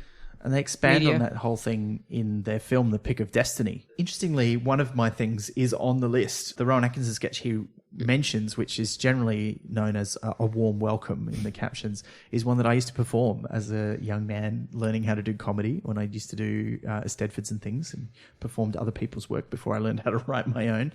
And I love it. And if you're not familiar with it, it's Rowan Atkinson as Satan welcoming people to hell. I am the devil, but you can call me Toby if you like. We like to keep things informal as well as infernal, and it like that really sets the tone for the piece. It's great. But there's so many things. I really like stuff with demons in it, I realised when I read this question. I've really been enjoying the Preacher TV series, which is an adaptation of the comic book. A lot of Neil Gaiman's work, which has demons in it. So not just Good Omens, but The Sandman has quite a few things going on. And Lucifer, a spin-off series starring his version of Lucifer. There's a TV show version of that, which I haven't watched, but I've heard it's good. One of my favourite role-playing games is an older one called Innomine, where you can play as angels or demons. And it's one of the few that makes the angels as interesting to play as the demons. But I really love the way that they're portrayed in that game. But my absolute favourite of recent times would have to be The Good Place. I really love The Good Place. Yeah. I can't believe I haven't mentioned it on the podcast before. I think we're just trying not to do spoilers, I think. Yeah, we're trying to avoid spoilers. And also, we don't really want to talk about it while we're waiting between seasons for it to come back. Because it's very upsetting. But Westworld's back soon. Does that have any demons? No, but it's something that's coming soon to fill the gap. Oh, fair enough. Also, season 3 of Preacher. So, what other questions have we got, Liz? This one from Radio Moorpork. Is there any particular element of this madcap romp of a book that you wish had shown up again in the more well-rounded Discworld of the later books? And I think it would have been fun to have Eric pop up as the Watcher's demon/tech guy, which I agree with the people from Radio Moorpork. Yeah. That would have been amazing. Yeah. And Radio Moorpork, we should say, is another Discworld podcast who are doing much what we're doing. They're reading through all the Discworld books, but they're only doing the Discworld books and they're doing them in order. But you agree you'd like to see Eric come back, maybe? Yes, but I would also like to see like Tezimun people come back and maybe work in Ankh-Morpork as strident atheists with their like atheist church, or work with a vampire lawyer, because there's the tendency for them to be really good at bureaucracy that's hinted at earlier on. Yeah. So I feel like they would be really good at just being like a team of people who descend on like the worst cases. I had characters that I liked more, and unfortunately characters that in an ancient world probably wouldn't be coming back in a more like recent times. Laviolus. Yeah. So I really loved Laviolus and just his general vibe. But unfortunately, so if he could come back in some way, great. I kind of would liked if demons had come back later on, because this is kind of the last time demons play much of a part in the Discworld, because we met one in Weird Sisters. The witches summon one up to find out what's going on, and then here we go to hell and we see all the demons, but then they kind of vanish. And like I was saying before, I didn't quite understand how they fit into the larger cosmology of the Discworld, and I would have been interested to see, like, even if it was about the fact that they didn't fit in, like, the twilight of the demons, or they fall out of favor, or what else has demonologists got going on. I don't know that Terry would have ever been interested in telling that story, because for him it's clearly a bit of a joke, and it's just a chance to poke fun at the kind of things that demons and demonologists get up to in other books. But yeah, I feel like I would have liked to have seen some demons come back in one form or another later on. I have another question off that. Why was Laviolus in hell? Yeah, we don't ever find out, do you? Because he doesn't seem like someone who'd think he should end up in hell. I'm pretty sure. I mean, Odysseus leads a pretty... I don't think he angers the gods and goes to... Because presumably the ancient Ephebians have a similar set of gods to the modern Discworld. Well, doesn't Odysseus like flip off Poseidon's son, and that's why the seas are all in the... Oh yeah, but like that's all a bit of fun for the gods in the Odyssey. Like it's expected that if you annoy the gods, they do some horrible things to you. But also, if you prove your mettle, probably one of the other gods will think you're great and decide that it'd be a great prank to pull on the god that you pissed off to like make sure that you're safe or something. So and then they give you Ferreras. Yeah, well, exactly. But he does, he gets home and he proves his worth, and he does sort of I think he leads a quiet life. I mean, what happens to him after the Odyssey, I don't really remember. And of course, it's not the Odyssey; it's the Lavioli Sea. That's not a good word, is it? He's like Rincewind in some ways, and I feel like Rincewind's just kind of like resigned to whatever fate befalls him. So maybe he's just resigned to hell. Yeah, he just sort of ended up there through Rincewindish ways. Maybe he's not even dead. Yeah. Next question is from Merle Noir. Eric, do you think it's really written for kids? If so, which demographic? And given how times and tech have changed since its publication, is it still accessible for young readers, or is it just a nostalgia fest for us older geeks, a la Stranger Things? I think the nerdy jokes in it definitely have dated pretty badly. I mean, there's references to video recorders and MS-DOS, and the only one that still really holds up as against current technology is the Source Codex. And it's interesting. I think if you were writing it today, if the demons were looking in other dimensions for inspiration and they looked at our world, like there would have been a lot more technology that's supposed to make your life easier, but just makes it more annoying stuff going on, you know? So yeah, I think those aspects of it have definitely dated. And I know that if younger kids were reading it, they don't even know what a landline telephone looks like, let alone, a modem. So I think some of those references would have dated, but there's not that many of them. So I think they just sort of would coast over their heads. As for whether it's written for younger readers, I never got that impression. And it's kind of a big question because like YA is not necessarily just for it's a bigger question than that. Like it's for everyone. Kind of. It is. But I also think at this time, Terry was writing either adult books or books for children, unlike certainly older children. Like he wasn't writing books for tiny children. But like this is around the same time, if I remember rightly, that he was doing Truckers and Diggers and Wings. And I love those books. And I think they hold up as an adult, but they're also written with references that kids could understand. Again, they've dated a bit now because they're all about like old school department stores being torn down. And but there's some stuff in them that's pretty universal. And all the bureaucracy in it, I think it's generally something you've gone through like in your late teens, early 20s, 30s as you go through jobs like this. So there's a lot that you'd miss having not lived that if it was written specifically for kids. This is like something, I made the bank heist game that I made, which was largely dependent on people being familiar with what an office is like. And so you had to sort of look around the office and it was sort of a slightly old-fashioned office as well. So it had like filing cabinets and older computers and people writing things on Post-it notes and sticking them to other people's desks. And we would get people asking, hey, can kids come and play this? And you're like, well, they can, but they're going to need an adult with them because they don't understand the world of the office. Like they don't live there. They haven't experienced it. What did you think, George? Do you think is it for kids? Is it? Do you think there's that perception because it was an illustrated book and people feel like that's more of a children's book thing to do? It's definitely like a stigma that comes with illustrated books and particularly comics as well. Yeah. Obviously. And which is less so now, for sure, but has been in the past. Do you find that writing, like as you do, autobiographical books and particularly ones that are sometimes quite serious in their subject matter, although, you have a great sense of humour about them, do you find that people sometimes dismiss them as being for kids or being childish? They don't. Well, if they do, they don't tell me to my face. Right. But what they more is they assume they're for kids. Right. They don't dismiss them. They go, oh, this is bright, and because of my style as well as fairly simple, flat colours. Really, like I try to make it as appealing and easy to look at as possible. Yeah, so like the people go, oh great, this is going to be for kids, and I don't have a lot of, if any, swearing in any of my comics. So kids can read them, but they just might not get anything. Like they're not kid adverse, but there's definitely that thing where they are. This isn't for me; it's for my child. Yeah, and I think your longer works that you have planned are probably going to be a bit much for some kids too.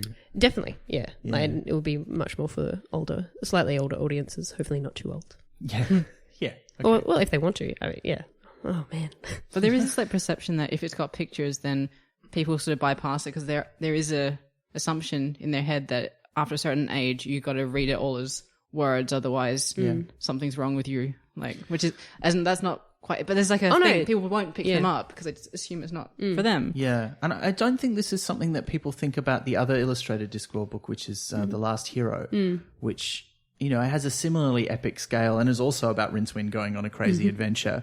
I mean, and that's illustrated by Paul Kidby because it was published well after Josh Kirby had passed away. So it's an interesting question. Especially since like all the graphic novels I've read recently are so very dark that like if you put it in the hands of a child, I'm like, I'm sorry I've ruined your life. Yeah. Like, do you think also it's because the title character is 13 years old? Do you think that might be why some people think of it as a younger book? perhaps, yeah. Yeah, maybe. Yeah. But then again, Sorcery, I guess, is not the title character, but it's about a very young boy. Yeah. Again. And Mort, too, is quite a young protagonist. Yeah. No, but I mean, I feel like it's for a similar age as the other books that he wrote around this time. The other Discworld books, I mean, there are references to officers and things in Truckers, Diggers and Wings, but they're all written from the perspective of people who don't understand them. So that'd be quite accessible to kids, whereas this is like, I don't really understand why this is boring and terrible. Like, I've not been through this sort of thing. I don't know about pot plants in offices making you sad when they don't look real. Oh, that was captured so well, though. Oh, yeah. What did he say? It looked like a dead bat or something. Well, because it's kind of like, it's like a metaphor for being in an office. And I'm sorry if anyone listening works in an office and loves it. I'm sure there's some great offices out there. I've worked in some, but there's like, it is like you're a living thing in a false environment, but not really. So like a fake plastic plant in an office is kind of like emblematic of what you're expected to be like as a worker. You're not like really a person. You're person shaped and you're serving a function within the office, which is to provide a bit of life, but not really. Yeah, sure. But maybe on Fancy Fridays we can put on casual clothes. So. I did look forward to Fridays with that casual hit. Yeah, it's like what you normally wear, but minus the tie. Yeah. Oh, we used to wear T-shirts and jeans on casual Fridays in some of the places I worked. Oof, luxury. Yeah. Well, now I'm a freelance artist, so I can wear that all the time and have no money. It's a great combination. Well, as a freelance writer, I changed from my nighttime pajamas into my daytime pajamas. Ooh. Yeah. Yeah. Okay. Casual Friday all the time. Fancy. Yeah. Okay. All right. Now, have we got another question? I think we do. We have a question and then a comment. This is one from Steve Leahy. Is this the best cameo by Death in a non-Death-centric Pratchett book?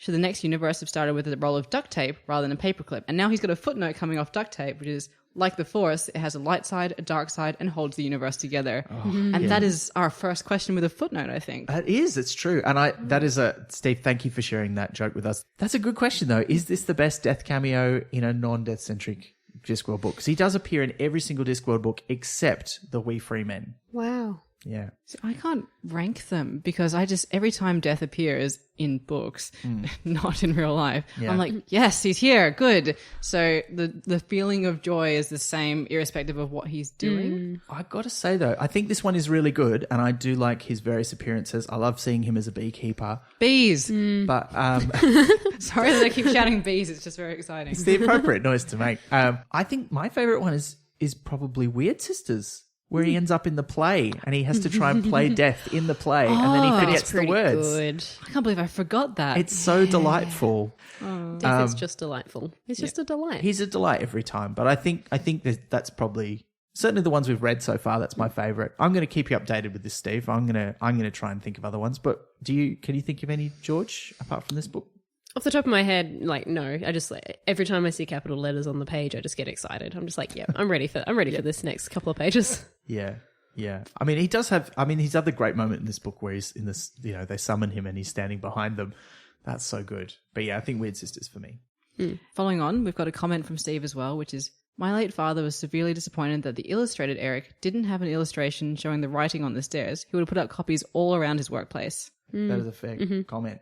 If he'd had to draw it, he probably would have had to invent a whole bunch more good intentions to put on those steps. We didn't read any of them out, did we? But most of them are great. So there's I meant it for the best. I thought you'd like it. For the sake of the children. And then the last one, which is the one where Rincewind stepped off and goes through a wall, is we are equal opportunity employers. And I was like reading that going, what evil do you do when that is your good intention? I was a bit nonplussed by that. I'm not sure what to think about it. Those are the only ones mentioned in the book. But if you were drawing the staircase, there'd have to be loads of them. That would have been great. I agree. But that brings us pretty much to the end. George, thank you so much for being on the podcast. Thanks for having me. It's been a real pleasure. You're working on a big project at the moment. Do you want to tell us a bit about it? I would love to. I'm working on my first graphic novel, which is a really long comic for those who aren't aficionados of the form. And it is a autobiographical piece, like most of my work, about growing up with my brother who is on the autism spectrum. And so he's quite severely autistic, and it's about what it was like as a family having that experience. So the difficulties and the joys therein. Yeah, definitely. Highlighting the joys, but also, the difficulties which aren't often always highlighted in media.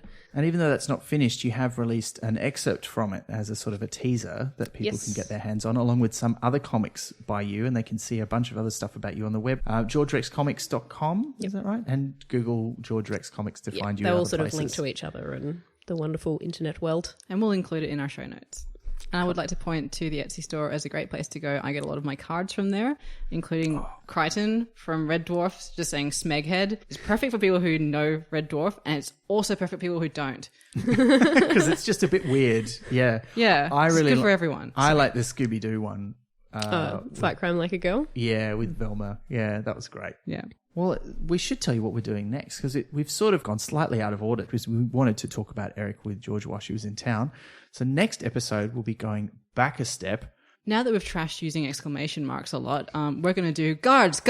Yes. The only novel I own that has 2 exclamation marks in the title. Thankfully, they're not next to each other. It would be the symbol of a diseased mind.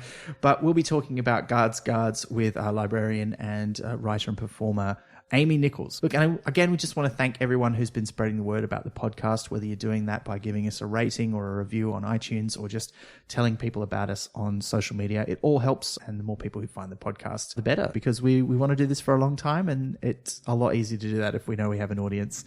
So we'd also love to hear from you. If you've got any comments, feedback, or questions about this episode, you can tweet them at us or send it to us on other social media using the hashtag PratChat7. And if you'd like to send us questions in advance for our next episode about guards, you should, of course, use the hashtag PratChat7A. Or if you really must, PratChat8. But please use PratChat7A. And we would really PratChat hate that. Thanks again for listening. We'll catch you next time. Until then, So long, and thanks for all the Fingles. you've been listening to PratChat, the monthly Terry Pratchett Book Club podcast with Pratchatters Elizabeth Flux, Ben McKenzie, that's me, and guest Georgina Chatterton. PratChat is produced and edited by me, with music by David Ashton of Sample and Hold Studios. We'd love to hear from you. You can find us on Twitter, Instagram, and Facebook at PratChat Podcast, or on the web at pratchatpodcast.com. Join the conversation for this episode using the hashtag PratChat7. Chat is brought to you by Splendid Chaps Productions. We make entertainment for your ears, like the Doctor Who podcast Splendid Chaps and time travel comedy series Night Terrace. To find out more, visit splendidchaps.com.